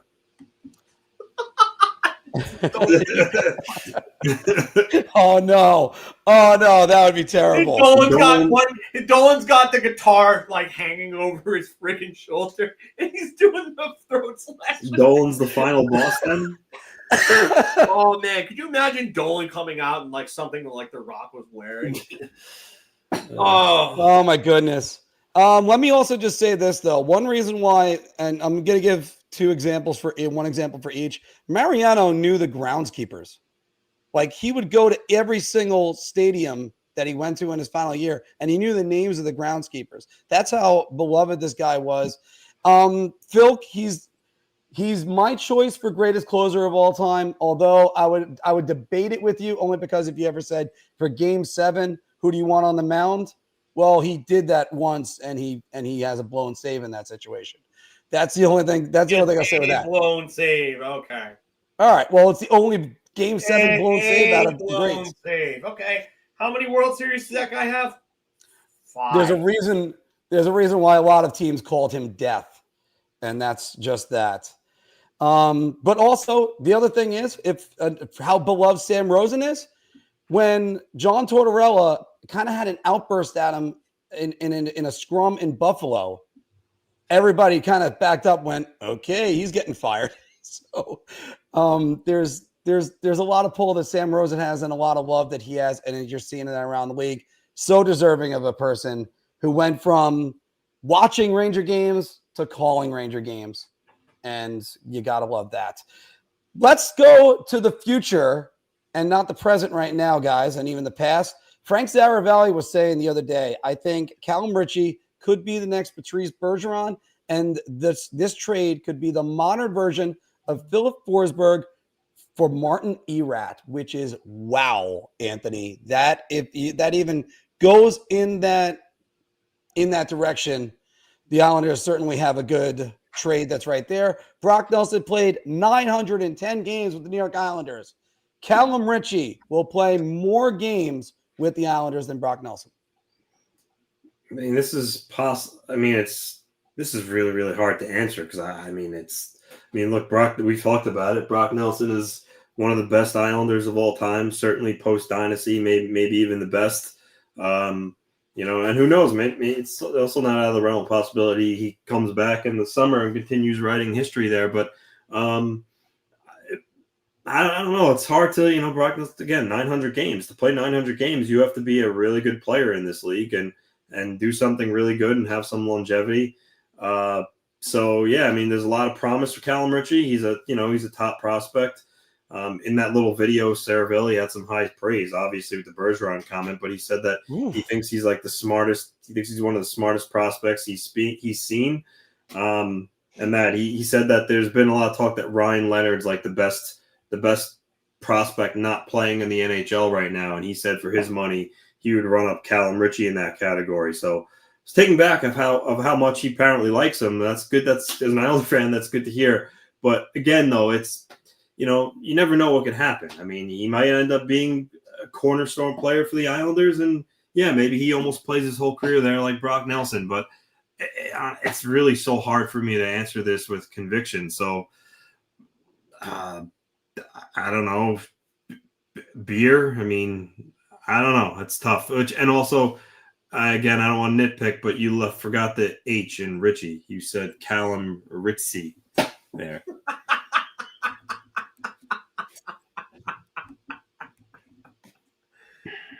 Oh. Okay, let's Okay. Anthony had to call him out on that. Well, we're a self-correcting podcast, so that's what we do. And I need to have that one up so that way I can put that banner over anything if I edit this. Phil, what do you think? Calum Ritchie will play more games with the Islanders than Brock Nelson did? That's rough, man. This is anything but a layup. Mm-hmm. By the way, this is not we'll pull the tape on this one. 901 games as an Islander, so he's got to play 902 games or more. That's. I don't know. I'm gonna have to go beer here. I will say this. Frank Saravalli's endorsement really surprises me. The next Bergeron, that's a real lofty expectation. That's a 6-time Selke winner. And I like Cal Ritchie as a prospect. I do. In his last 97 games since he was drafted in juniors, the guy has 150 points. It's really good. An 80 point season and a 70 point season this year. So for me, I thought that it was an absolute steal by the Islanders to get him. And yes, I could see that being a Forsberg for Erat type thing, but the Bergeron praise, that's a lot right there. I definitely see him being a top 6 forward. And in the cap era, it's really tough to say that one player is going to play 900 games for a team unless they are a legitimate franchise player. Because there's a lot of movement with players that are even guys that you think would be franchise players. Who the fuck thought Mikko Rantanen was going to get dealt? Like I thought that they were going to sign into like a $12.5, $13 million a year deal, and then he ends up signing that in Dallas. Yes, I understand state tax, Texas, Maria suggestion. Well, in this particular case, the spell check wouldn't help me. By the way, I have spell check and Grammarly. Wouldn't have helped him there. It's I'm going to say beer. It's tough to say that he's going to play 902 games. And listen, I'm not saying that Calum Ritchie is going to have a bad career. I'm just saying in the cap era, it's just really tough to keep guys around sometimes, especially if they're not your like number one center, your number one defenseman, or your number one winger. I definitely think Cal Ritchie's got a future as a top 6 forward. Where he ends up beyond that, I have no clue at this point. We've seen prospects that we thought were going to be surefire. Like, remember Curtis Lazar and how good of a prospect he was, and how everybody thought that he was going to be this great two-way player that was going to be, in Ottawa's, staff for quite some time, and he was going to be a guy that they were going to build around. I mean, sometimes I'm not saying that he's going to be Curtis Lazar. I'm not. Or even Duclair and Domi were supposed to be the next pair to rip up the NHL in Arizona. Yeah. I listen. I'm not. I like Cal Ritchie more than I've liked those guys at prospects, but it's just you never know. Like that, it's a lot to ask to expect a player to play 900 games with one franchise, and I've got to say beer here. I'm only going to go shot for this one reason, not because of Calum Ritchie's future, but the bar has been set so high by Brock Nelson that if he does end up playing more games with Brock Nelson, first off, if he plays 500 games, Lou's made a great trade. Plus, he's got that first-round draft pick that's coming their way.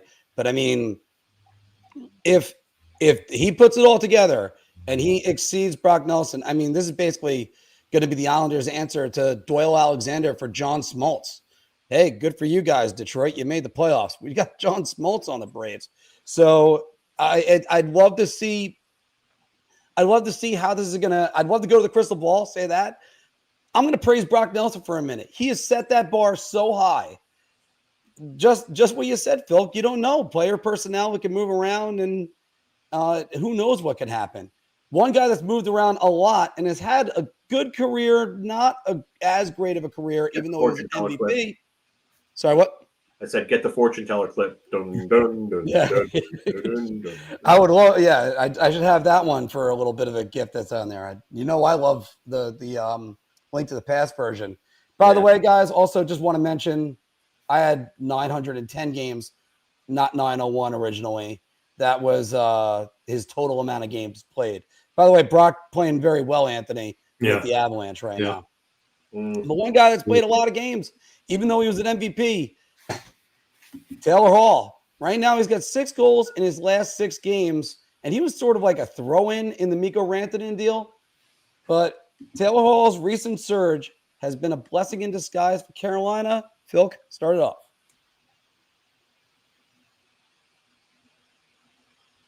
You know where I'm going with this. Get the hoop? Yep. All right. Get the hoop. I'm pretty sure Anthony outlined it in our chat before. He didn't start off so well in Carolina. So 3 points in his first 14 games after the trade. 9 points. 9 of his 12 points have come in the last 7 games. So Taylor Hall is starting to emerge as a player that fits into Carolina's system. Maybe he ends up being an unsung hero for them. maybe he's finally found a fit, because it seems like ever since his MVP season in New Jersey, he's been struggling to find himself a home and a fit within a system. So I was going to say, if anything, it's got to be a hoop here. This has got to be a layup right now. And I know it's a small sample size, but for them to acquire Mikko Rantanen and Taylor Hall within the same trade, and then lose Mikko Rantanen and get Logan Stankoven, and Logan Stankoven hasn't really been all that great for them so far.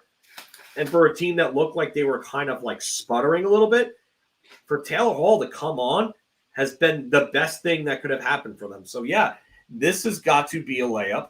Can't be anything but a round. I don't know what else we could say, really. So, yes, hoop time, please.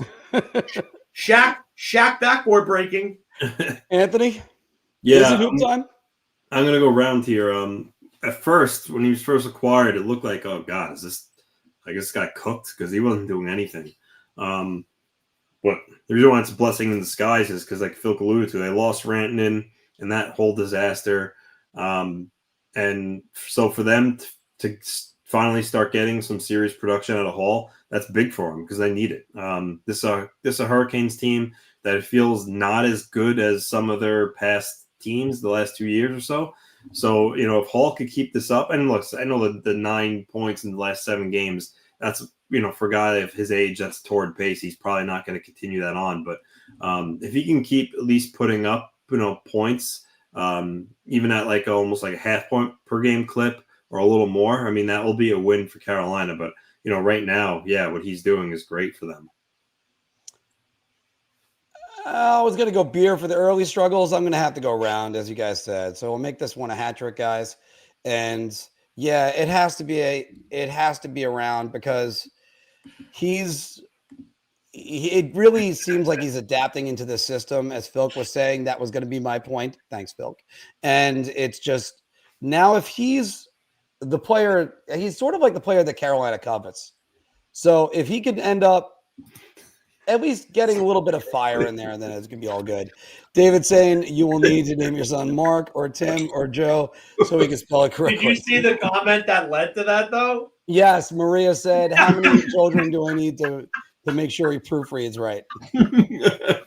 and unfortunately, it's because sometimes you don't see your own errors. I mean, which right now, there's been a bunch of errors going on with a bunch of teams. Chris Drury needs to see all of his errors for this season. Guys, let's move on to Nikita Kucherov, who notched his 5th 100-point season, most by any Russian player. Anthony, Nikita Kucherov, top 3 greatest ever Russian-born players. I mean, I think. No, yeah, you know what? I think I got to go round. I mean, there's a lot of there are a lot of good Russian players, but you got Ovechkin. Then, you have. There's a lot of guys you go. Fedorov, you could put up there. Bore's career was a little probably shorter, but still he was magnificent. Datsuk, but for me, I'm gonna say round because I think it's Ovechkin, Kucherov, and either one of Malkin or Fedorov. But Kucherov is fantastic. Look at his numbers speak for himself. Yeah, he deserves to be in that top 3. I'm just struggling who the other, one is, because Ovechkin's certainly one, but that third guy, it's tough. But I think Kucherov has a stake to be there. He's a dominant player, absolutely dominant. See, I think I know one of the guys that's in Phil's top 3 as he's cycling through right there. Kucherov top 3? Who do you think that's going to be in my top 3? Sergei Fedorov. There is a very good argument for it. MVP and a Selke in the same season, correct? MVP and a Selke, only player to have 2 100-point seasons and win a Selke in the same season. The other one being Doug Gilmour, 93. Fedorov is also the only player to score 50 and win a Selke in the same season. Fedorov, to me, you could argue that Fedorov is the greatest two-way player that has ever played the game. Yeah. Ever. He's the most complete player that has ever played the game. So for me, it's tough. I also look at Sergei Makarov and how dominant of a player he was. But it's tough to really gauge that because he didn't come over until 89-90, and he won a Calder as a 30-year-old rookie. Obviously, the rule came in after that, and they're like, okay, we're changing that. You can't be a 30-year-old rookie anymore. But I look at Tradiak, too, and I say to myself, Vladislav Tradiak was considered by many arguably to be the best player on the planet outside of the NHL. He's easily the best goalie to never play in the NHL. Valeri Kharlamov was viewed at one point as the greatest player in the world that wasn't playing in the NHL. All right, legendary so make it easier. Stick to the NHL guys. What? Stick to the NHL guys to make it easier. All right, so we're gonna talk about strictly NHL. Then yes, there are other players who have had better peaks, like Evgeny Malkin. His 2012 season was incredible. 50 goals, 100 points, MVP. Sidney Crosby played, 22 games, I think, that year? Yeah, something like that, yeah. Something absurd, and Malkin carried the Penguins. Malkin has another scoring trophy. Him and Kucherov have the same amount of scoring trophies. They have the same amount of MVPs. I mean, I would probably have to put Malkin in the top. If we're going strictly NHL, Malkin's got to be in the top 3. I mean, there are no Russian defensemen that you would put there. No Russian goaltender you would put there at this point. So, you could argue Fedorov over Kucherov at this point, but Kucherov's prime has lasted longer than Fedorov's, honestly. I mean, you could say 92. Fedorov's 91 season was very good. He was the runner-up to Belfour in the Calder. So you could go 91 to 03 because that was Fedorov's last point per game season. But there were years between 96 and 03 where Fedorov was like a 60 or so point player. Was he the greatest two-way player in the league at that time? Yeah, still, even though he wasn't winning Selkies after 96. But for me, I would have to say that Kucherov has had a better run in terms of his prime. So I'm gonna say Beer only because there is an argument for Fedorov. But no, I don't blame anybody for saying Round. I really don't. And no, I don't blame anybody, specifically Anthony or anybody in the chat saying Round. I'm sorry. It's shot for me. Because I got to look at the two big Red Wings. Datsyuk and Fedorov were so dominant on both ends of the rink that I wish I had Sergei's hair. I'd be such a friggin' item among the ladies. But I would have to say I would go Datsyuk over him right now because, look, sometimes if you want to compare just strictly numbers, fine, but you can't find him in the offensive zone. The defensive zone. Offensive zone, sure. Yeah. Defensive zone, not that great. That's true. And then now that's just a matter of splitting hairs. McGillney, Bore. There's other guys that's just McGillney on right now. Valleys, though, after that 96 season with McGillney, until he went to Toronto, or until he went to Jersey, I should say, it took him a little bit to revive his career. But I've got another great Russian player that nobody's talking about, Nikolai Borshevsky. I don't even know where to go with that. Or Mikhail Grabowski.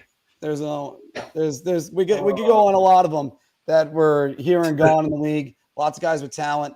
And again, it's nothing against Kucherov. Just when you go, you still got, Ilya Kovalchuk, you can make an argument for a long time. Sergei Zubov, there's one. I wouldn't put it top 5. Top 10 for sure, but not top 5. Yeah. No, Nikolai Zherdev. That's with a K, not a C. Oh dear God! And also, Kucherov had 144 points last year. I mean, he had how much 100 assists season. Yeah, there's like a handful of players that have done that, including McDavid. But also, guys, keep in mind that some of these stats. Fetisov was not that great in the NHL, though. That's the issue. Yeah, if we included the Red Army, yes, Fetisov would be in there. That's why I had to limit it for Phil. So Mark ended up changing, kind of moving the goalpost a little bit, but just to establish parameters. So that's fine. Yeah, just to let you know, that it obviously I think we'd all agree probably Tretiak would be the greatest player never to play in the NHL. So he'd be up there. By the way, Anthony Larakovsky. Larakovsky. I had trouble pronouncing that one. That would be going. I used to say I wanted to change my name to Alexei Williamski, so I had a chance of making the NHL, but that wasn't going to happen because it wasn't good enough. Actually, isn't Georgiev Bulgarian? Yeah, I think he's Russian. No, he's Bulgarian. Yeah, thank you. That was it. I couldn't remember which one. Alexander Rusev. All right, guys, let's go out west and let's talk about the Western wildcard race and some of those. You have the Minnesota Wild, 85 points. They're right now in wildcard 1. Wildcard 2, the St. Louis Blues. We talked about them in the last segment. Still on the outside, Calgary with 79 points and Vancouver with 78. And just to clarify for everybody, Calgary, 70 games played. St. Louis, 73 games played. Minnesota 72, and Vancouver's got 71 because that'll come in play for the next one. St. Louis will be a tougher out in the playoffs than the Minnesota Wild. Anthony.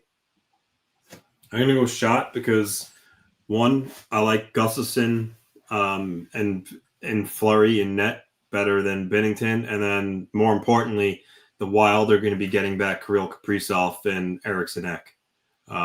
And those are two fantastic players. So I think with those two guys back in the equation and a stronger goaltending, the Wild will be the tougher out. And let's not forget, Kaprizov was on pace to maybe be an MVP candidate himself. I mean, look at his stat line. He was having an incredible year. Pace for 115 points. Yeah, so. Yeah, I think him and Eriksson at back tip the scales in the Wild's favor. I think they'll be a harder out than the Blues. Phil? Same thing. Anthony basically took everything that I can say. By the way, Nick Antropov is from Kazakhstan, not Russia. That one I knew too. Yeah. So, I mean, Minnesota looking at their roster right now. Boldy, 60 points. Good year for him. Rossi, 54 in 72 games. Kaprizov 52 and 37, Zuccarello 45 and 59, and I mean Eriksson Ek was not on pace for the year that he had. What was it, last year? I think it was last year or the year before. Yeah. So I definitely think that you get those two back, they're definitely a better team than St. Louis. And I like Minnesota's defense better than I like St. Louis's as well. You have Faber, Spurgeon, Brodin. I mean, some of the guys they have back there are really, really good. So I'm not, and not only that, but I'm taking Gustafsson over Binnington in a playoff series for sure. And I mean, I get that Binnington seems to raise his game when the stakes get higher, but I am absolutely going Gustafsson over Binnington. Guys, I'm actually going to go beer on this, and it's a credit to St. Louis for how hot they are. But everything you guys just also said, you're talking about getting back Kirill Kaprizov, who's an MVP candidate, Joel Eriksson Ek, who would be a Selke Trophy candidate if he was healthy. That's good enough to give a good case that Minnesota is going to be tough. The only problem I have is, when was the last time Minnesota won a playoff series? Was that the Nino Niederreiter game winner in 2014 or 2015, I should say? Was that the last time they won a playoff series? It's been a while. So that's why I think Minnesota, maybe they want to play Vegas and get away from all the hot teams and the monsters that are in the Central. But you're going to go to Vegas, and as I outlined before, the hottest goaltender in the league sits in that crease, and Jack Eichel right now is playing at such a high level, and Vegas is going to be ready.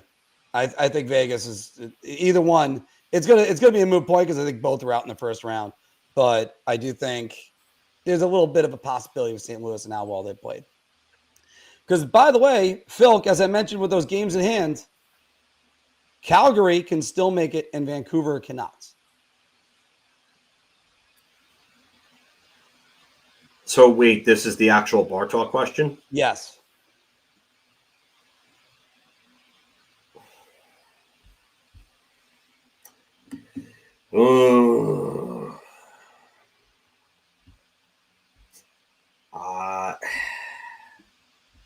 Calgary's got 3 games in hand on St. Louis. Vancouver's got 2.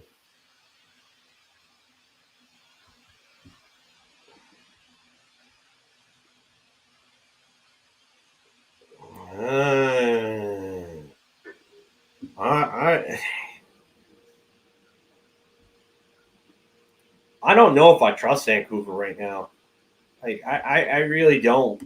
I mean, Elias Pettersson might be playing a little better, but he's still not really moving the needle much for me. And Quinn Hughes, it looks like he's back, which is great. But the fact that he has an 18-point lead on Pettersson for the team's scoring lead, while playing 7 less games than him and Brock Besser, I don't know if I trust this team. And Lankinen isn't really doing anything to kind of hold them up. Thatcher Demko was not even having a great season. Artur Shilovs is barely a NHL goalie, if you ask me. I don't know. I'm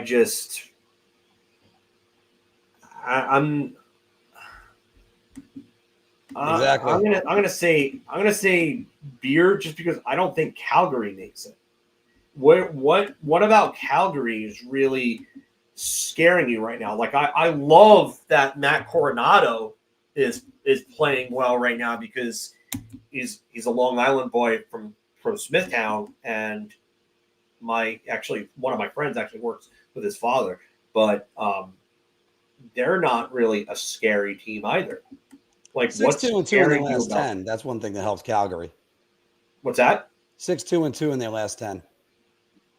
I mean, that's good. It's very good. But, I mean, Jonathan Huberdeau is leading them in scoring with 57 points in 70 games. Nazem Kadri has 54 points. That would be like half a season for him back in his Florida days. And then there's Mackenzie Weegar, who's 3rd in scoring with 41 points. And then Coronado's 4th on team scoring. Like, they don't have the offense that to push the envelope here. I really don't. I really don't think. I don't know. I don't know everybody's strength of schedule like offhand. Let me get that for you because I think I still have that up. Calgary right now, Calgary is 16th, 5.54 winning percentage versus Vancouver's. They're 7th in strength of schedule, 5.69, and they still got some difficult games coming up, including Winnipeg, Dallas, 2 against Vegas, 1 against Arizona, and 1 against the Wild. So, yeah. And they have the Islanders listed as an easy game. Nah, I don't know about the Islanders being necessarily an easy game. But, I mean, St. Louis, if you want to look at games that they should win, you have a should win against Nashville. You have a should win against Detroit. You have a should win against Pittsburgh. You have a should win against Seattle. And you have a should win against Utah. And they have, 9 games left? And 5 of those are should wins. Mm-hmm. I mean, you have Colorado twice.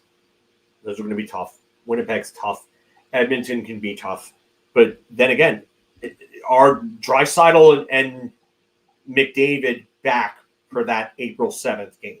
Not this upcoming Monday, but the next Monday.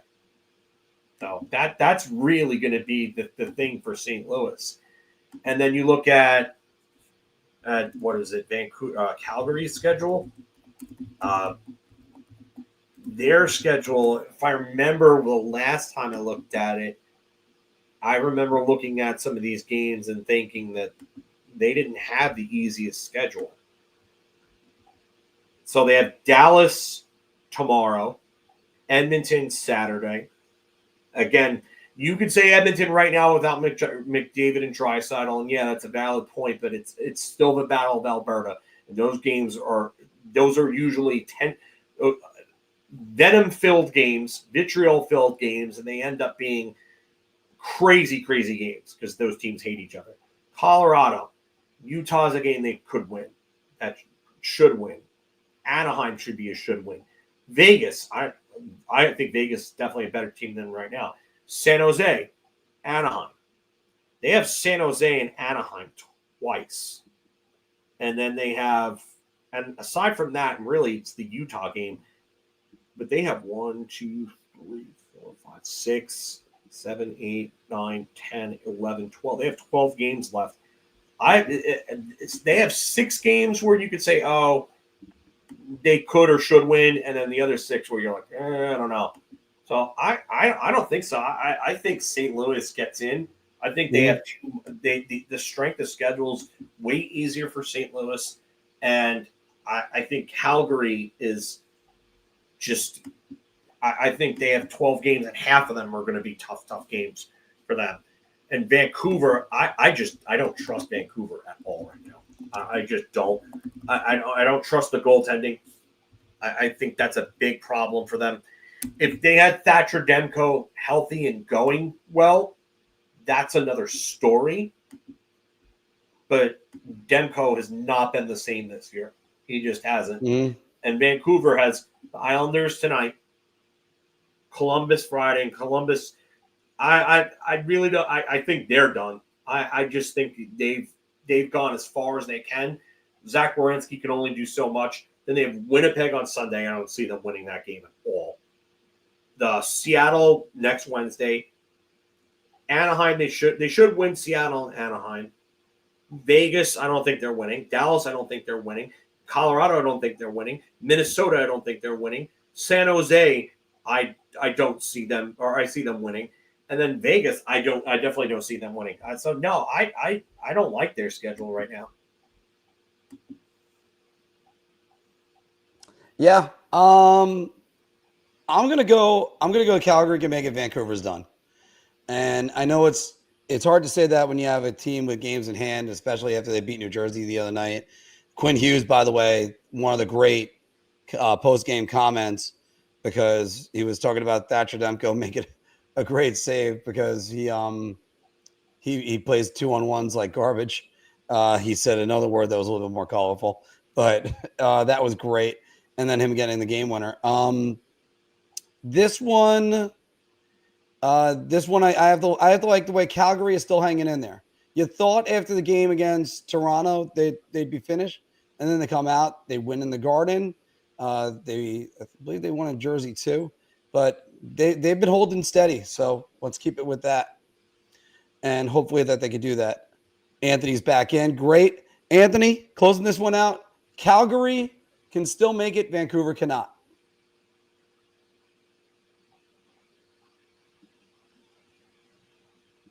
Vancouver and Calgary are only separated by 1 point, right?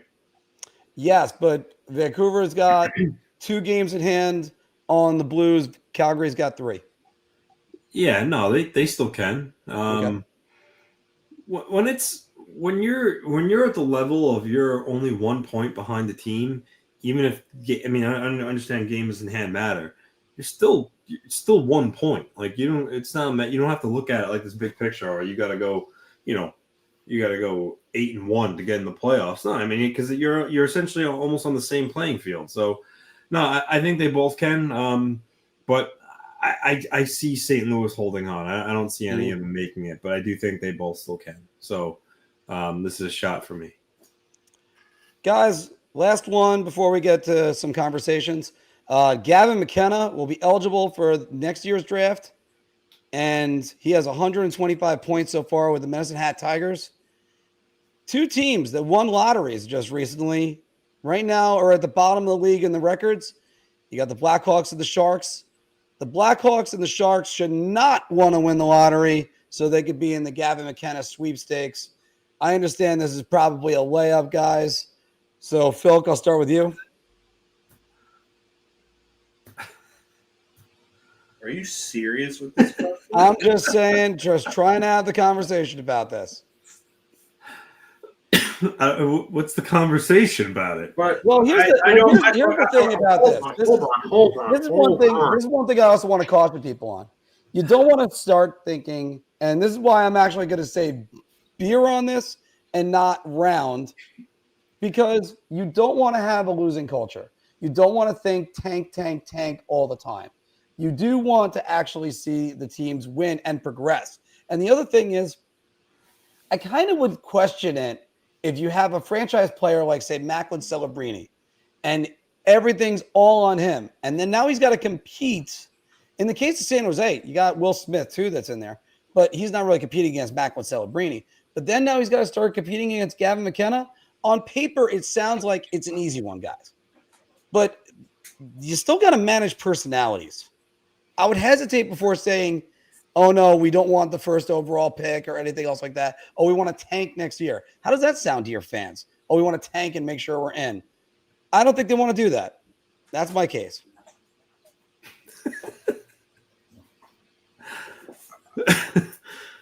Now, I have never seen Phil this. So you're telling me the premise of this is that they should not want to add Gavin McKenna? No, you're thinking about it like that. I'm saying don't get into a losing mindset, because that's what happens with organizations like that. So then you have to completely reword this, because this doesn't explain that. Okay. Like because the way that you're presenting this right now is that they should not want to get Gavin McKenna, which is just again, it's like you have to add context to something like this. Right. But Phil, we talked about this last year with the Rangers, where it was, or 2 years ago with the Rangers. Would you rather have had the Rangers tank so they can get Connor Bedard instead of try to go win a Stanley Cup in a year where they went after they went to the conference finals? If I have my years right. Yeah. The answer is you're trying to win a Stanley Cup. You don't think about, oh, we need the tank. I mean, if you're thinking about tanking for a player, then all right. So that's apples to oranges, though, because it's the New York Rangers, and they were a team that went to the conference finals the year before. Yeah. These are two teams that are clearly in a rebuild mode, and it's not like you're breeding a losing culture by not winning in year 2 or 3 of a rebuild? I don't know. Do you see the look on Connor Bedard's face? It doesn't look like they got a winning culture there. I get it. All right. So, all right, maybe I'm off on the years a little bit, but like, obviously, if you're Connor Bedard, you should want to have another potential generational talent on your hands in Gavin McKenna. Like, if you're on a team like that, you should be understanding that the team is not going to go out and sign all of these crazy free agents because it doesn't fit the trajectory. Like, I get Bedard wants to win. I totally get that, and I love that. But at what point do you sit down and realistically have that conversation within your head and think about it and say, hey, you know what? I know this team isn't going to go out and sign Mikko Rantanen or something like that because it doesn't fit. It doesn't make sense. Mm-hmm. So getting a guy like this is how you're going to get those premier talents onto your roster. It really, if you want to have frustration with the front office for not developing or drafting the right guys, then at that point, understood. But this is a fucking can't miss prospect. Well, by the way, this is also, I'm saying they shouldn't want to win this year because they'd be ineligible to win next year. Is that actually the case? Yes. You can't win the lottery more than twice in 5 years. In a row, then yes. Yeah, then that's really the question. Wait, twice? I thought it's 3 I thought the rule is you can't pick first 3 years in a row. The one that I saw was this one right here. Get NHL, 2 years in a row at number one. Then yes, okay, fine. Then yes. But that again, I feel like we're moving the goalpost because that's not the way the question was presented. A team cannot win the lottery more than twice in a 5-year span, starting from 2022. If a team in slots 12 through 16 wins, they can move up a maximum of 10 spots, and the team with the worst record still drafts number one overall. So does that count here, though? Well, again, if one of them wins this year, they lose out on next year. So, but all right. So the standings right now for league, and I'm on NHL.com. San Jose is the worst. San Jose is the worst. Mm. Chicago's the second worst. So, who do they? I don't know. Do they technically win? I mean, can Chicago win again? Yeah, because they only pick first once, so they could win again this year. That'd be twice. Yeah, and San Jose picked once. I mean, so all right. Well, yeah. I mean, I would want the chance to pick McKenna. I can tell you that right now. I do think Michael Misa is going to be a hell of an NHL player. He is going to be a great NHL player. I think you're looking at a guy like, think of Jonathan Taves' peak years, like when he was like an 80-point guy. Mm-hmm. Think of that type of player, and think of a guy that has the potential to put up 90-plus points and be like a top-level defensive player on top of that. That's what I think that Misa could be. Anthony, do you think my angle is at all feasible with this, or should they actually focus on getting the best player in this draft and not worry about next year? No, I get what you're saying. You don't want to breed a losing culture, but I mean, if you have the chance to draft Gavin McKenna, you take it and you run and you build your team around him. I thought that example you made of Celebrini, you want another top star there, is silly because Crosby Malkin, right? Like, yeah. It doesn't. That doesn't. But matter. also, that's two stars. You see it more in other sports, like the NBA. You see this all the time, like the stars button heads. There's only one ball. But that's not a thing. I think at the end of the day, Celebrini or Bedard would welcome McKenna on their team with open arms. So, no, I mean this the way this is worded, it's silly. I mean, it's right. The wording was definitely bad, but you absolutely want to get one of you if you're one of those teams, you want to get them. But my question is, let's say the Sharks win the lottery again, so that's twice.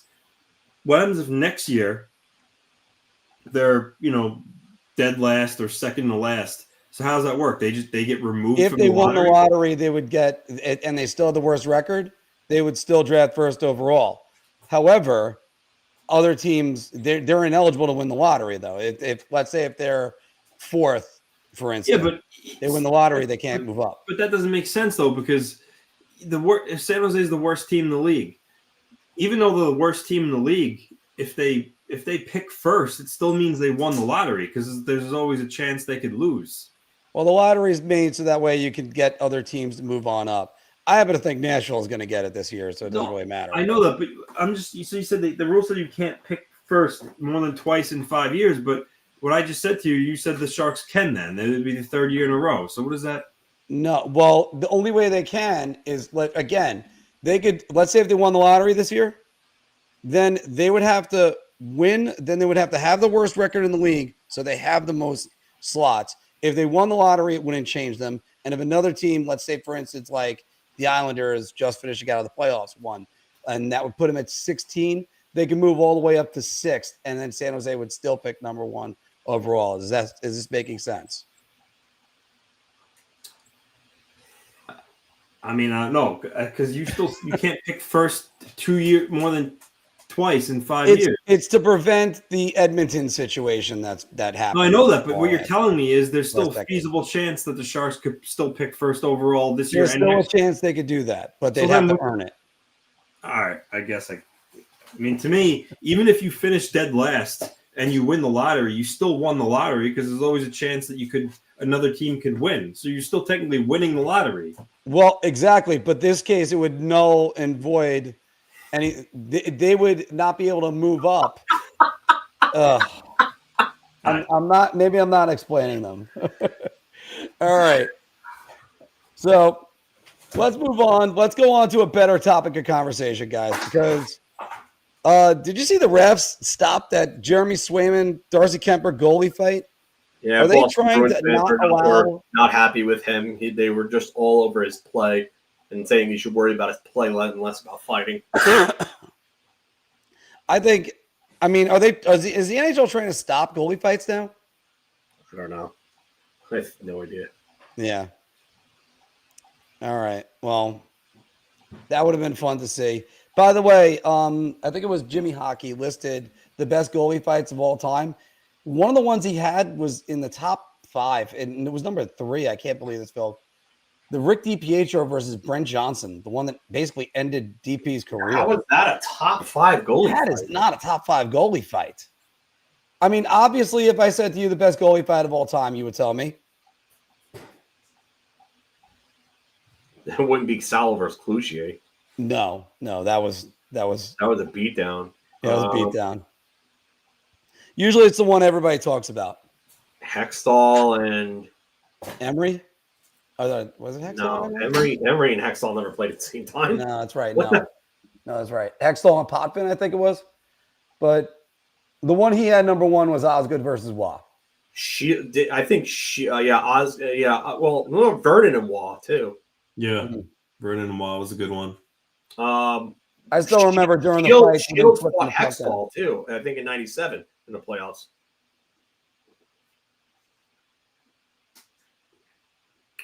It would have been nice to see a goalie fight. That's what I would say with that one. We saw a goal. I actually got a couple name this player. You want to see some of them?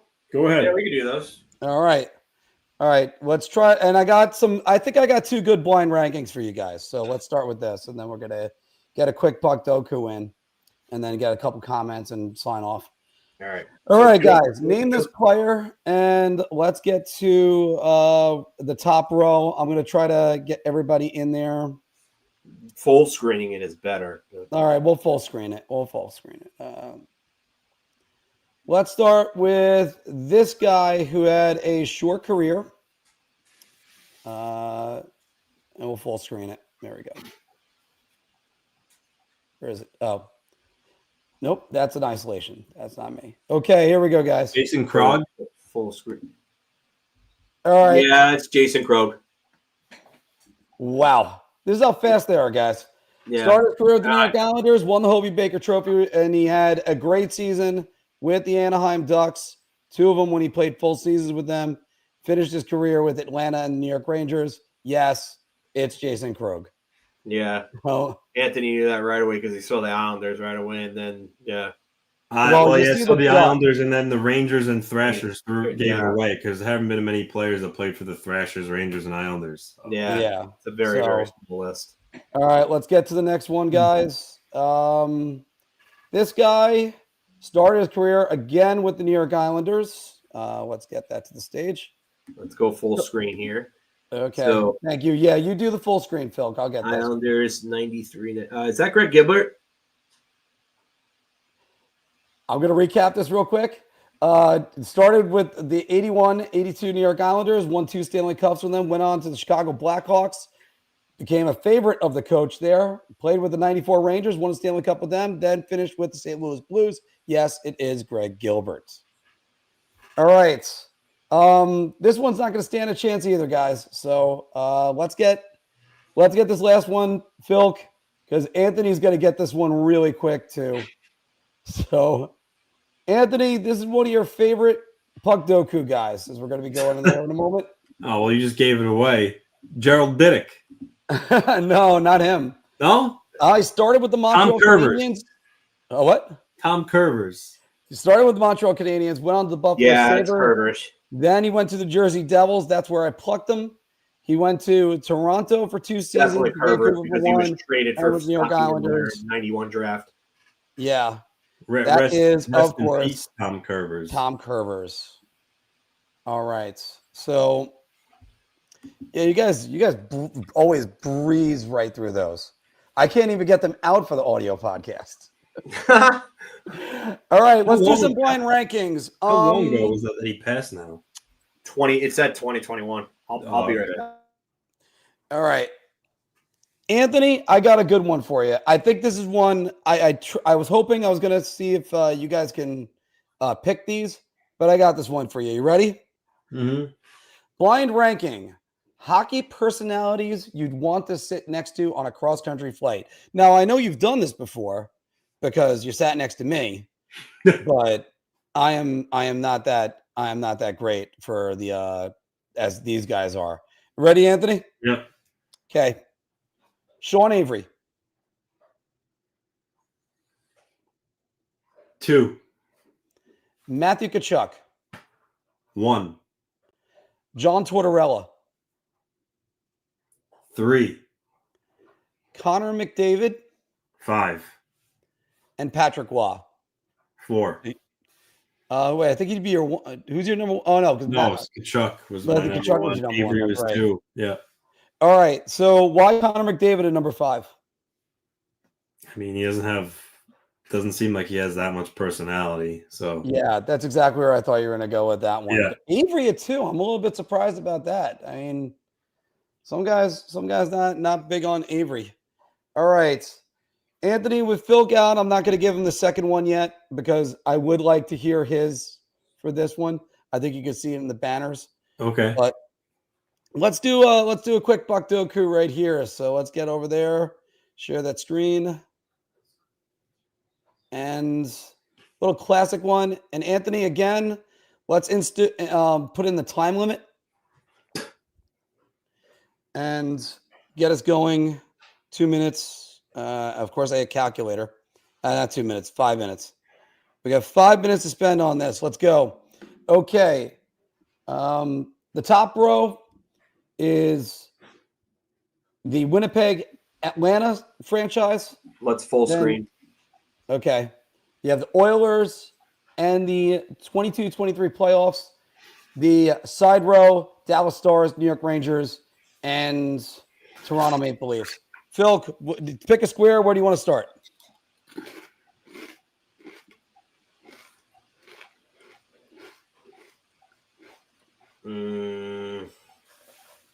Let's go Rangers and Winnipeg. Let's go to Jason Krog. Yep. Jason Krog. There we go. 0.3%. Anthony, go ahead. Pick one. I'm going to go Jason Strudwick for the Rangers and Oilers. That's actually a good one. It's actually That a is really very good good one. All right. And Jason Strudwick, for those who don't know, first Rangers goal of the salary cap era. Opening night, Philly. Also, those who don't know, Jason the Strudwick. guy that tied the Marek Malik shootout. Exactly. Do you I talk about that remember all the the time guy who because put them everybody ahead? forgets who he is. 22-23 playoffs for the New York Rangers. So last year, it's going to be hard to get a low percentage on that, right? Yeah. No, it's gonna be real hard. You got to think of some guy like I mean, Johnny Brodzinski. I would say maybe Brodzinski, maybe something like that. Did Lecision play in a playoff game or? I don't think he did. No, he did not. Zach Jones, did he play in one? No, I don't think so either. Belzile? Belzile did not play in the playoffs last year. Nope. Yeah, the only hope is Johnny Brodzinski. There's a 2%er, guys. Yeah, there's going to be someone that's less when we look. All right, Maple Leafs and Oilers. Definitely not Curtis Joseph. Yeah, don't go with Cujo. Definitely don't do Grant Fuhr either. Or Zach Hyman. Or Vincent Danfus. Danfus might have something in there. You could go Mariusz Czerkawski because he only played 19 games for the Leafs in his second to last year in the league. So I'm already sold on this, Mariusz Czerkawski. Okay, try it. 2%, 0.2%. I mean, nice. so Very still good. a uniqueness of 2 guys. 23-24 playoffs for Toronto. Again, this is going to be really tough. This is going to be a tough one. I'm not thinking right. I almost said Wayne Simmons. I mean, shit.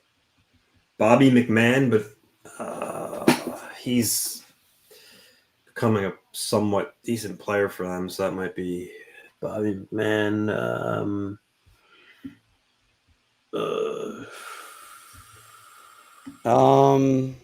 What about I'm trying to think some of their bottom pairing D. What about Noah Gregor? Noah Gregor's a good one. And matter of fact, I was starting to think about him too. That is a good one.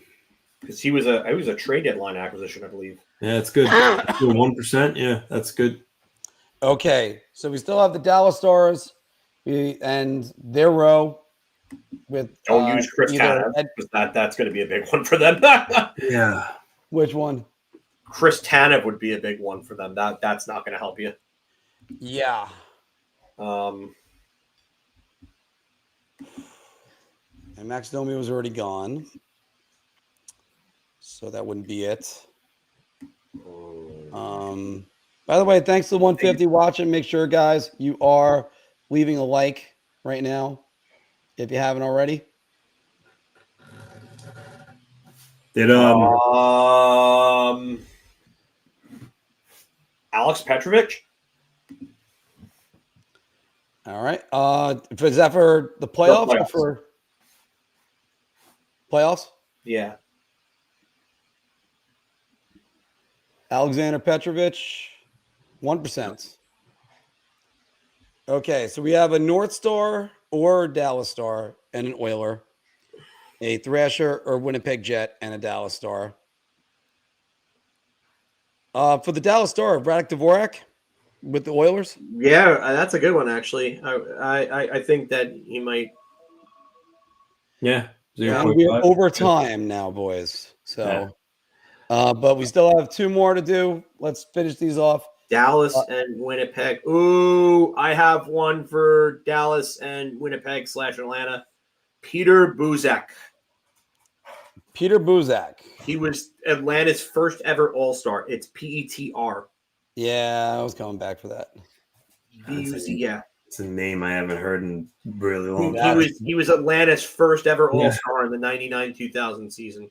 If that's a trivia question for anyone. So we have just left Toronto and Winnipeg / Atlanta. Ray Ferraro. Martin Prochaska.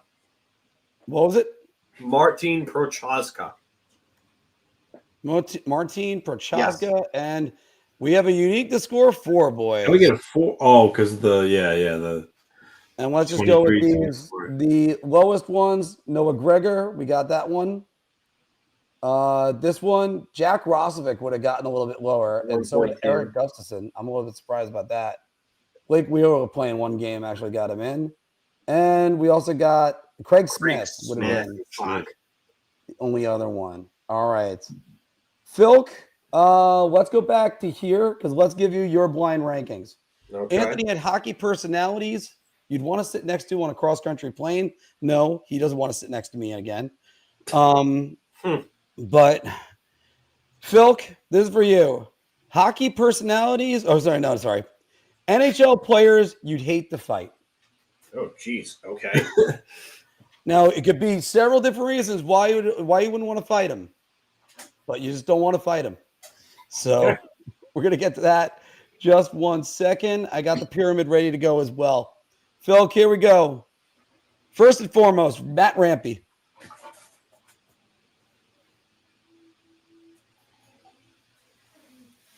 Four. Ty Domi. 2. Stu Grimson. 3. Mika Zibanejad. 5. Wayne Gretzky. 1, and I would hate to fight the guy that I grew up idolizing, so it actually worked out for me. It'd be like, oh man, I got to beat up Wayne Gretzky now. I got to fight Wayne Gretzky? No, I don't want to fucking do that. All right, Anthony, are you ready to troll me? Yeah, I like trolling you. I do. I actually live. There's a bear shit in the woods. I live for it. But you can pull up the pyramid though. We're gonna go to the pyramid, guys. Here we go. Let's add that in, and Phil, go ahead, full screen it. Let's full screen this. All right, guys. The bottom of the pyramid is the Toronto Maple Leafs.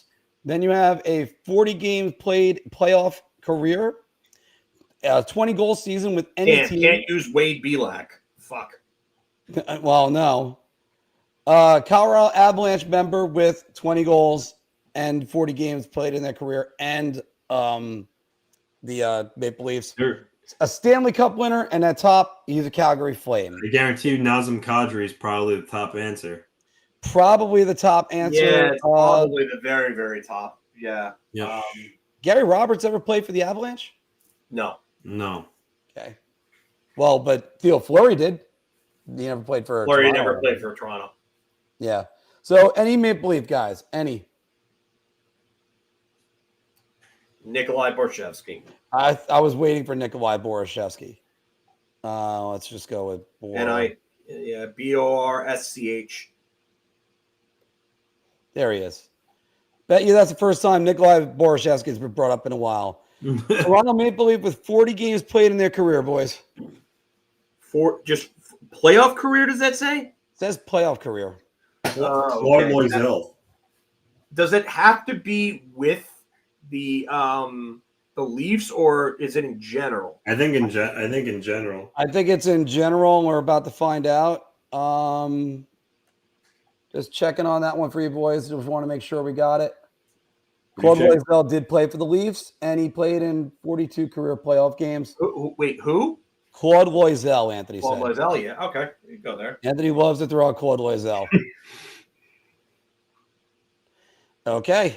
20 goal season and 40 games played in the playoffs.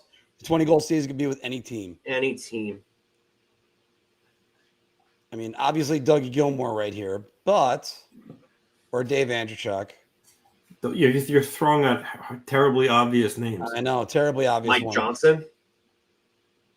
Sergei Berezin. Hold on. Sergei Berezin.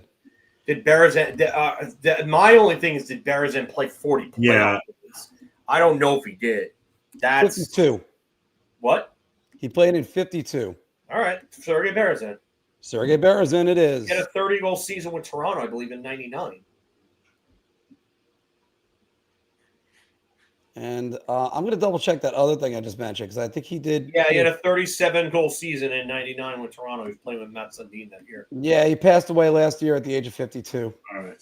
A Leaf, and Avalanche, 40 games played and 20 goal season. Wendell Clark. I'm sure. I feel like that's going to be obvious. Yeah. Scott Pearson. By the way, thanks to the 148 of you guys still watching right now. Thank you very much. Never played for Toronto. Make sure you hit that like button, everyone. I mean, Steve Thomas never played for Toronto. Never played for Colorado. No, never played for Colorado or Quebec. I mean, you got to remember Quebec also factors into this. Yeah, like obviously Matt Sundin would be big on this. Yeah, that'd be too obvious. Steve Duchesne? Steve Duchesne never played for Toronto. No, yeah. Almost like 100% positive without looking it up. You're correct without looking it up. Yeah. He's got a lot of people forget finished out his career in Detroit. And yeah, he won the 2002 Stanley Cup with them. Who'd have thought, So did Yuri Slugger. That's another one people forget about. You want to talk about cup winners on a random team, random name. Yuri Slugger is right up there. So Avalanche. There's a guy we're missing. I know there's a guy we're missing. That's not that it's obvious. Let's go with some of these comments. Let's see what you guys got. Brad Boyes never played for Colorado, right? No, Boyes never played for Colorado. 1999, yeah. That was Pavel Dimitra's real big breakout year in '99. He was one of the league leaders in scoring for a while, and then Yager just fucking took over and scored 120 points and won the scoring title again, second year in a row. Would be second to 4 scoring titles in a row. Jeez. Toronto, Colorado. Scott Young never played for Toronto. No, because he would fit everything. Yeah, he would literally fit everything that we were looking for. Quebec, Colorado, St. Louis, and Dallas. Yeah, the Hartford Whalers too. Mikhail Gabrowski never played for Colorado. No. Harry Huffman? Now remember, keep in mind, some of these people would not use on the lower one. He never played for Toronto.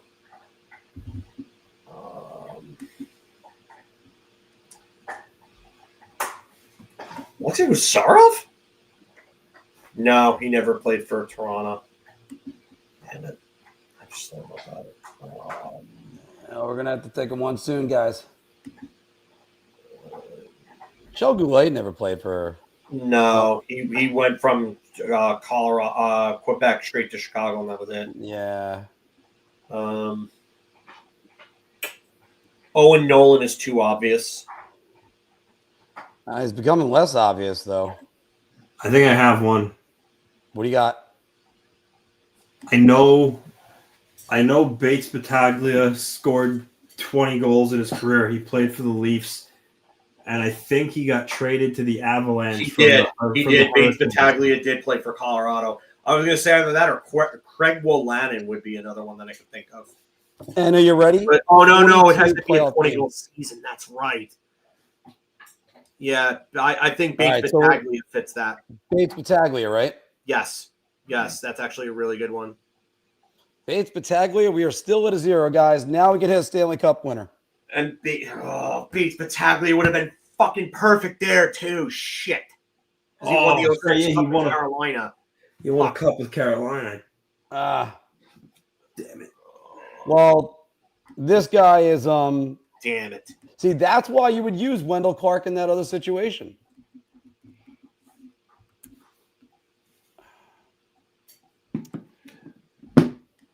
Actually, you know what? I just looked at Battaglia. No, he didn't win the cup. Yeah, He got traded to Colorado. He got traded to Colorado in 2003. Yeah. Yeah. Oh, he didn't even play in the NHL in 2005, 2006. Shit. Yeah, he was with Toronto in 2006, 2007. Well, we didn't screw the pooch there totally. All right, no, we didn't. Reg, take it easy. We're going to be signing off soon as well. Do we? I guess we have to use Owen Nolan here, right? Owen Nolan never won a Stanley Cup. Oh, fuck. He got traded at the beginning of Colorado's inaugural season for Sandy Sozolich. Wow, this is actually a lot tougher now that I think about it. I know Roberts never played for the Lanch. I know we're trying to save Nazem Kadri for that last one, but is there anybody like you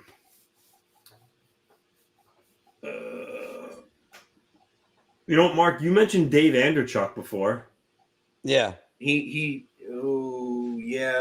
that could be a good one there. Dave Andrechuk did win a Stanley Cup, did play for the Colorado Avalanche. Did play for the Toronto Maple Leafs. Did play for the Toronto Maple Leafs. 50-goal season for them in '94. All right, so Dave Andrechuk right here? Yeah, do it. Yeah, Dave Andrechuk, our uniqueness score went up to 20, and shit. It's Nazem Kadri to finish it out, right? Man. Hey, uniqueness score still was there. Kadri was the only answer at the end, as we said. Ryan O'Reilly would have been the most popular answer. Dave Reed or Lucian Dubois Oh my goodness. Dave Reed is the one that actually, when you think about it. Yeah, Dave Reed won a cup with them in 2001, and then I think he went to Calgary afterwards. Ah, Dave Reed. He was on Dallas's 99 team, Colorado's 2001 team. Jeff Brown. Pat Hickey. Yeah, wow. Jeff Brown played for Toronto? Yeah, I don't remember Jeff Brown playing for Toronto. That must have been late in his career because he played for Quebec earlier in his career. Obviously, the Canucks in '94. Yes. All right. Guys, let's take a few questions and we'll sign off. For starters, do you guys think that they should bring back all the NYR jerseys for at least one game for the Centennial next year? Yeah, I could get on board with that. I would say a month of it. Just have a different jersey for every single game, but just leave that stupid John Ferguson jersey out. Didn't the Bruins, they created a whole new primary home and away for their Centennial last year. They wore a special white jersey and a special dark jersey. Yeah, it was basically like a slightly modified version of their jersey, yeah. I could be on board with that too. All right. White Liberty needs to come back at some point. Anthony, we'll throw this one to you. Jay is also asking, this was from earlier. If the Avs win a Stanley Cup, was it all worth it, even if Ritchie becomes exactly what they're saying he could be? I mean, the goal is to win a Stanley Cup at all costs, right? So, I mean, yeah, I guess. I mean, it was Tony Amonte worth Stefan Matteau and Brian Noonan. Short answer was no, but they won the cup. Yeah, I still think they won the cup with Gardner. I don't know if they win the cup without Matteau and Noonan, because Glenn Anderson didn't contribute much in that '94 thing. Ray's saying right here, Rangers are not going to make the playoffs. It's just that simple. That's right. But yeah, you go with the fact that they won. Think about what Julian Brisebois said. I'd rather have Stanley Cups than prospects or draft picks. So, guys, we're going to be taking some questions. We're going to go about another 8 more minutes. So, what I love about doing these day ones, got plenty of time to just relax, get a little bit more of our day audience in. Once again, guys, just a reminder, come on down to Boss Croakers, 40-cent wings tonight, $2 tacos, $4 Millers and Yinglings. And hopefully that bartender remembers that, because he usually doesn't work Wednesdays. Who gets axed after the season ends for the New York Rangers? Like if they don't make the playoffs? Like let's be honest, when they don't make the playoffs. So I mean, I think I've been vocal about this. I don't think Drury should be given the opportunity to fire yet another coach. I don't think he should be afforded that opportunity, because at what point do you draw the line and say, okay, well, now it lands on you? Like, how many coaches do you let him go through before you say, well, at some point, when does the GM take blame, right? Like, yeah. So I'm curious to see if the higher ups are at that point yet, or they still feel like has enough leash. Our tacos aren't that. Don't worry about that, David. Oh my God! No, before I throw that sentence off to you, I think Anthony's got a good point, but I'm gonna go with. I think it's gonna be Laviolette no matter what. But the question is, with Drury, we're saying the third coach he gets an axe. Technically speaking, David Quinn, he was hired by the previous regime. The new GM brings in his new coach, so he really only axed 2 coaches, if you want to say it like that. But Philip, what do you think? Jay saying I think he gets. I don't know. I don't know if I want him reshaping the core. Yeah, that's a great point. That's really talked about what it comes down to. So I don't know if I want him doing that. Why does he? Let me ask you this, and this is not just to you, Jay. It's to everybody.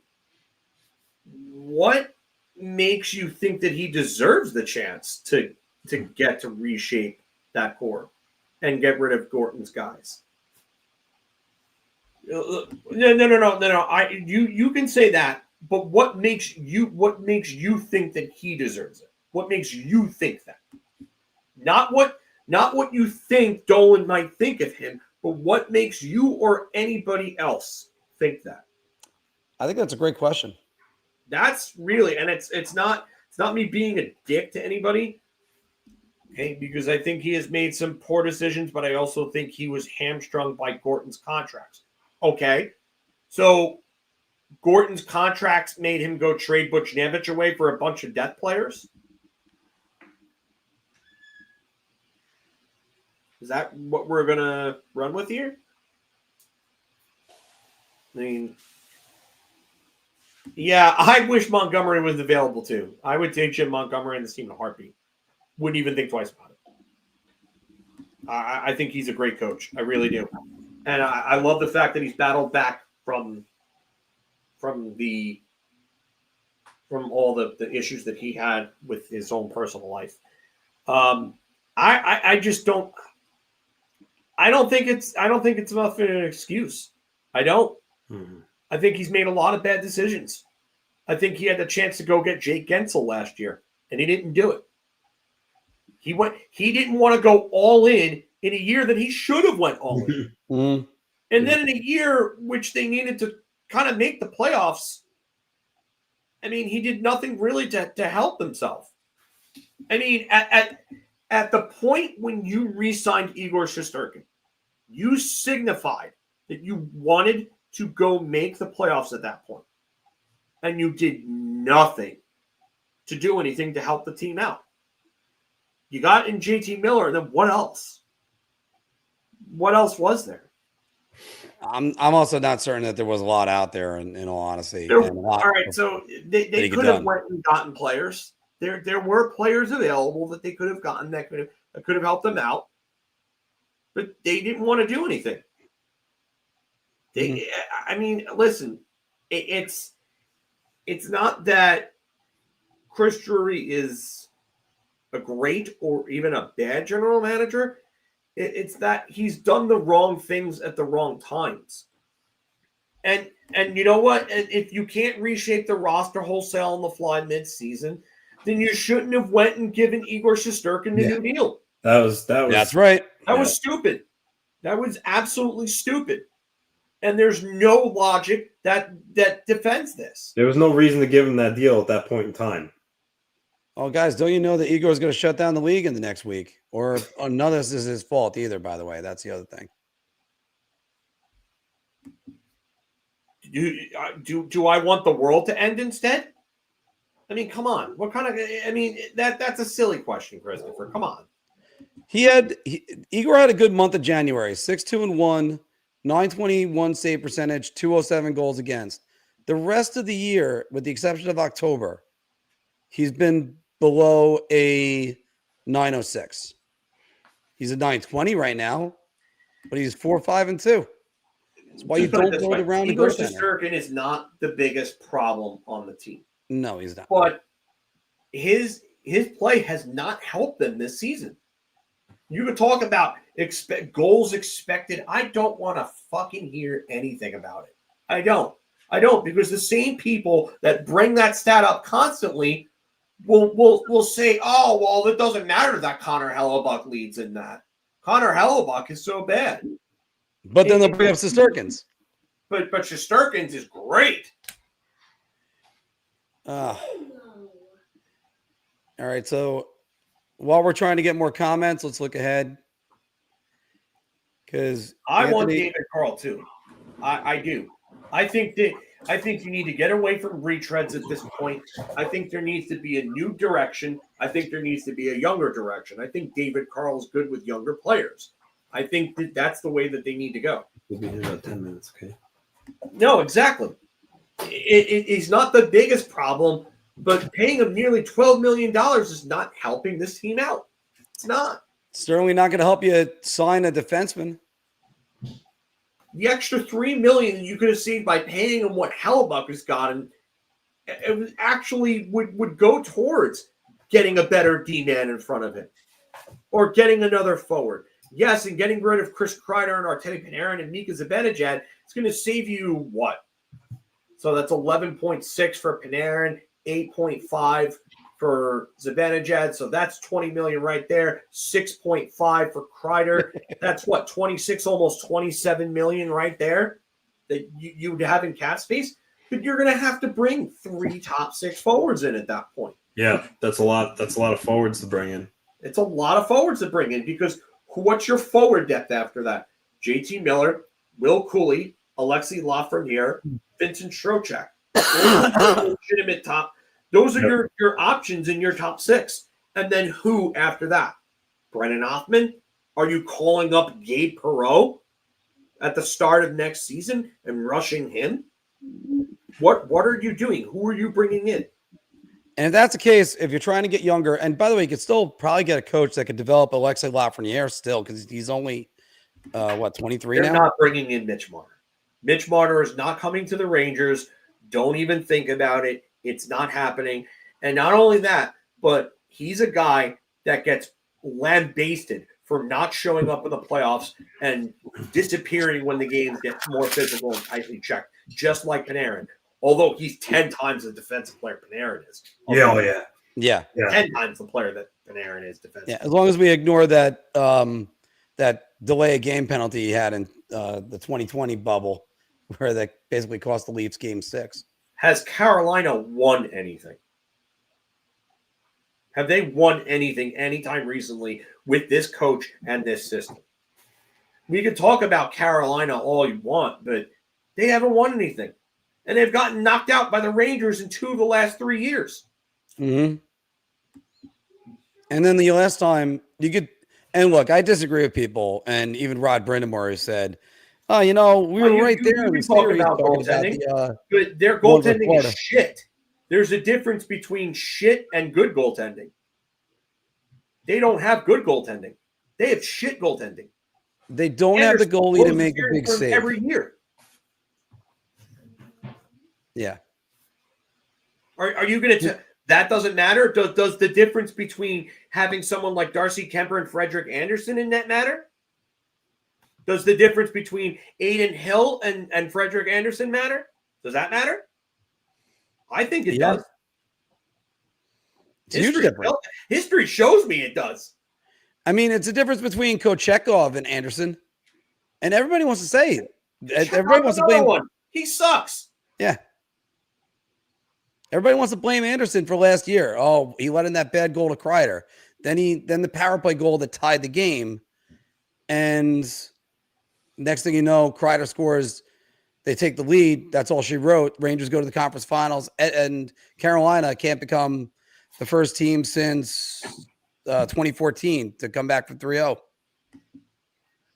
If you're going to tell me that either of those guys are on Freddie Anderson's level, then in the playoffs, because Freddie Anderson's awful in the playoffs.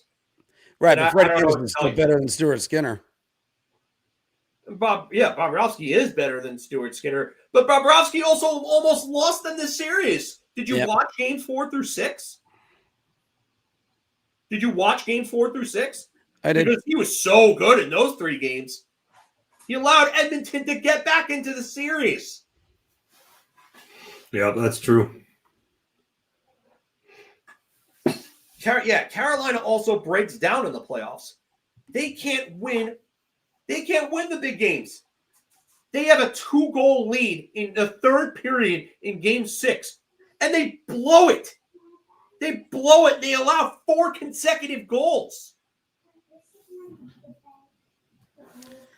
Rick West had put out a tweet about 2 ex-junior players that are headed to jail. It seems like there's something happening all the time with that. Yeah. Nothing shocks me anymore with that crap. Mark, Lou's watching you, so just be careful what you say. Oh, no. Hey, if Lou ends up retiring, that last deal was the Calum Ritchie deal, then he just – I'm glad I was covering it at midnight. I'll tell you that. Yeah. Tommy's saying Carolina's not going anywhere without Tony D. I think the Islanders are going to re-sign Tony DeAngelo at the end of the year. I would not be surprised. I think they like him. Either. They need puck movers. Yeah, and he you honestly give him a little more time to get comfortable with that series. It's just the point. The fact of the matter is that you don't win by building from the goal out. There is a formula that has been given to everyone here, to everyone. Everyone can see it. Mm-hmm. There are 3 teams that have won in the Cap era with goaltenders who were considered elite at the time that they won. We're talking about Tim Thomas, who won a Vezina and a Conn Smythe in the year that Boston won the Stanley Cup. But he wasn't even their best player. That was Zdeno Chara. Chara was their best player. You could even argue Savard before Thomas. Savard was knocked out, I think, in the conference finals, right? Savard was knocked out earlier than that, but Savard was a probably, I would say, for me, Savard was a legitimate 1 seed. Quick, Vasilevsky, and Thomas. And that's it. Anthony, all the other goaltenders who have won were average, maybe slightly above average. Cam Ward won a Conn Smythe as a rookie behind a defense that had a top pair of Frank Caberlet and Aaron Ward. Antti Niemi won a Stanley Cup. Corey Crawford won 2 Stanley Cups. There's definitely other guys who are from the goal out, though. That's not how it's done. You have to have center depth to win. It's center depth is more important. No, you don't win from the goal out anymore. You don't. And a matter of fact, I'm having trouble. The last team that won from the goal out was 93 with Waugh. Yeah. But even at that, they still had Kurt Muller. They still had Dennis Savard was injured. Vincent Domfus, I believe, was still on that Canadian team.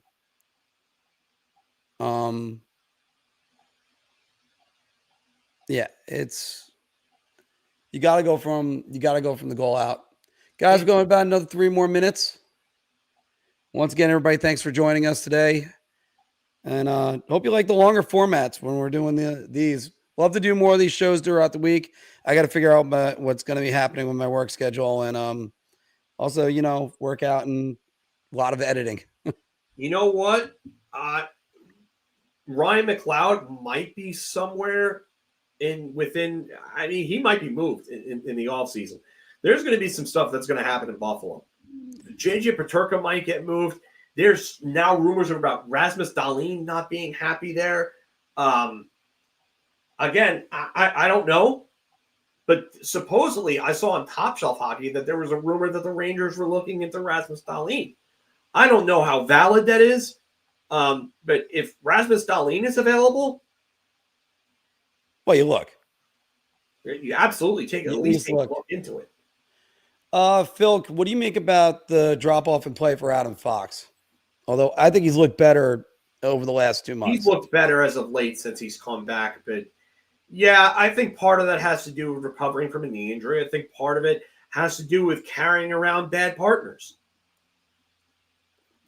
And the hard part about that is, think of one thing about Brian Leetch. I still think the world about Brian Leetch. By the way, Adam Fox, 52 points in 64 games. So you take that and you run.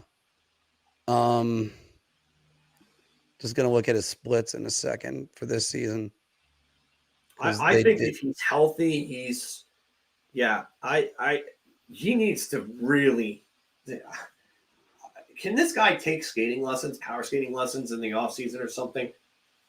Because, I mean, the speed just looks like it's not there.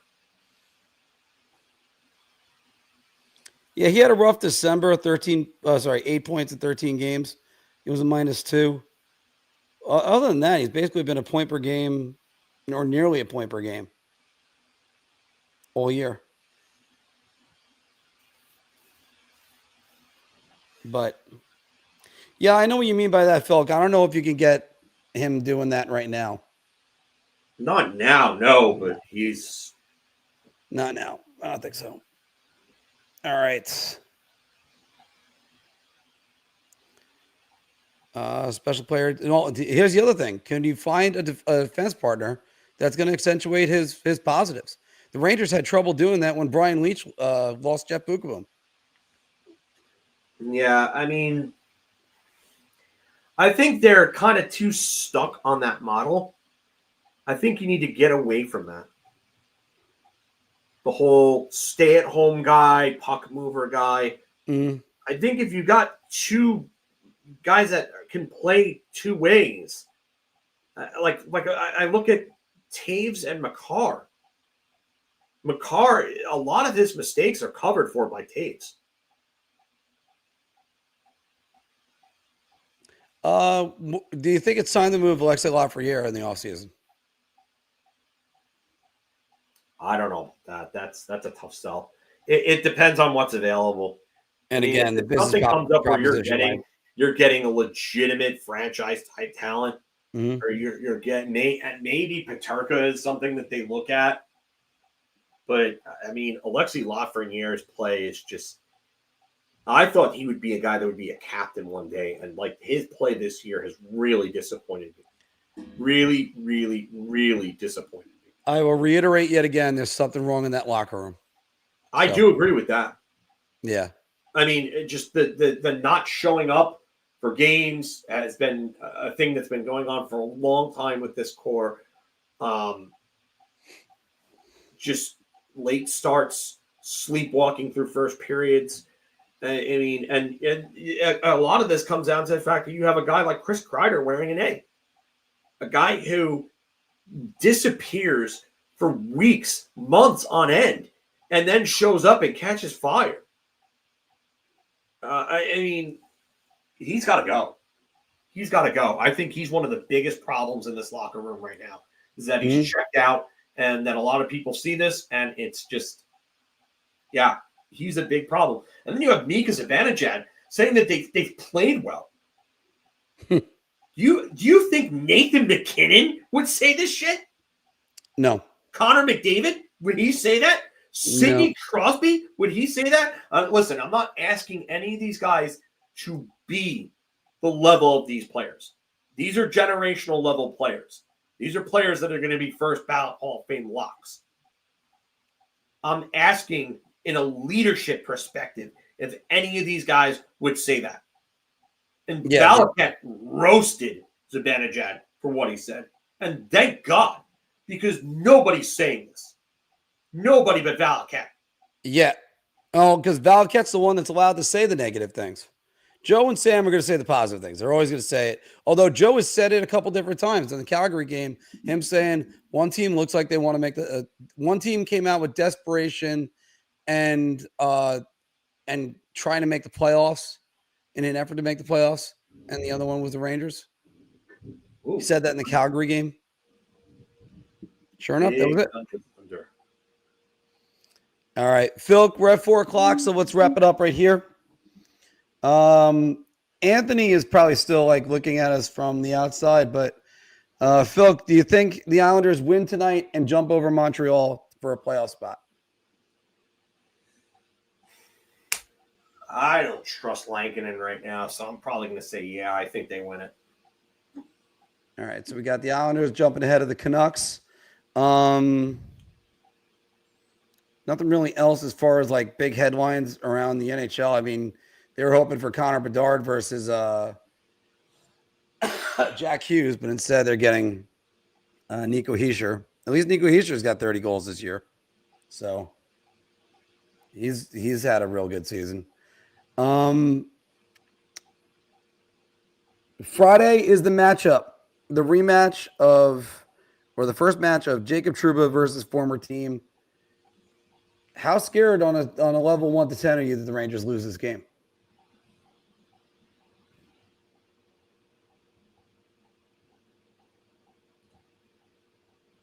I'm not scared at all because I have no expectations. Yeah, that's a problem. I think Anaheim has no expectations. I think they're coming out. They're playing their best. I have no expectations for this team right now. Yeah. Here's the better question. If Trouba lays out anyone, who is it and why?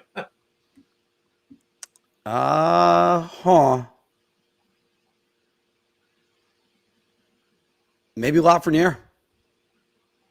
I don't know. I think he would do that. Whoever he could throw his first chicken wing at, I don't know.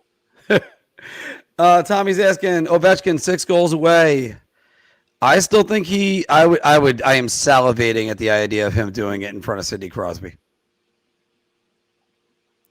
I don't know if he gets it done this year. Vitaly right here is saying feels like it's Trocheck, doesn't know why. Keandre Miller from JE. Yeah. Can you imagine he lays out Miller? All right. Guys, we're going to cut it off right there. Everybody, we're going to skip bye-bye because we had a good stream today, so that's been awesome. But everybody, thanks very much for joining us. Big Apple Hockey, this is a great afternoon. Like I said before, come on down, check out Boss Croakers. Jay's saying, please lay out Kreider. We'll see if the Islanders are in a playoff spot in the morning, and Lou is watching. I'm going to say, yes, they are. They're in a playoff spot. The fact that the Islanders are ahead of the Rangers says all you need to know about the Rangers right now also. And also, I'll give Patrick Ross some credit. He's getting his boys up to play. He's saying he can't lay out Miller because he's already too busy snow angeling on the ice. Yeah. Let's go Yankees. Opening day is tomorrow. It is tomorrow. Okay, yeah.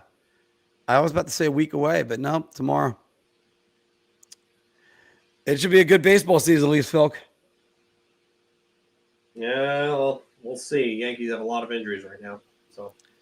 And I can't trust the Mets. So I could say again, made the right moves, but we'll see. We'll see how that's going to shape out. Guys, spring has sprung. We will see you soon.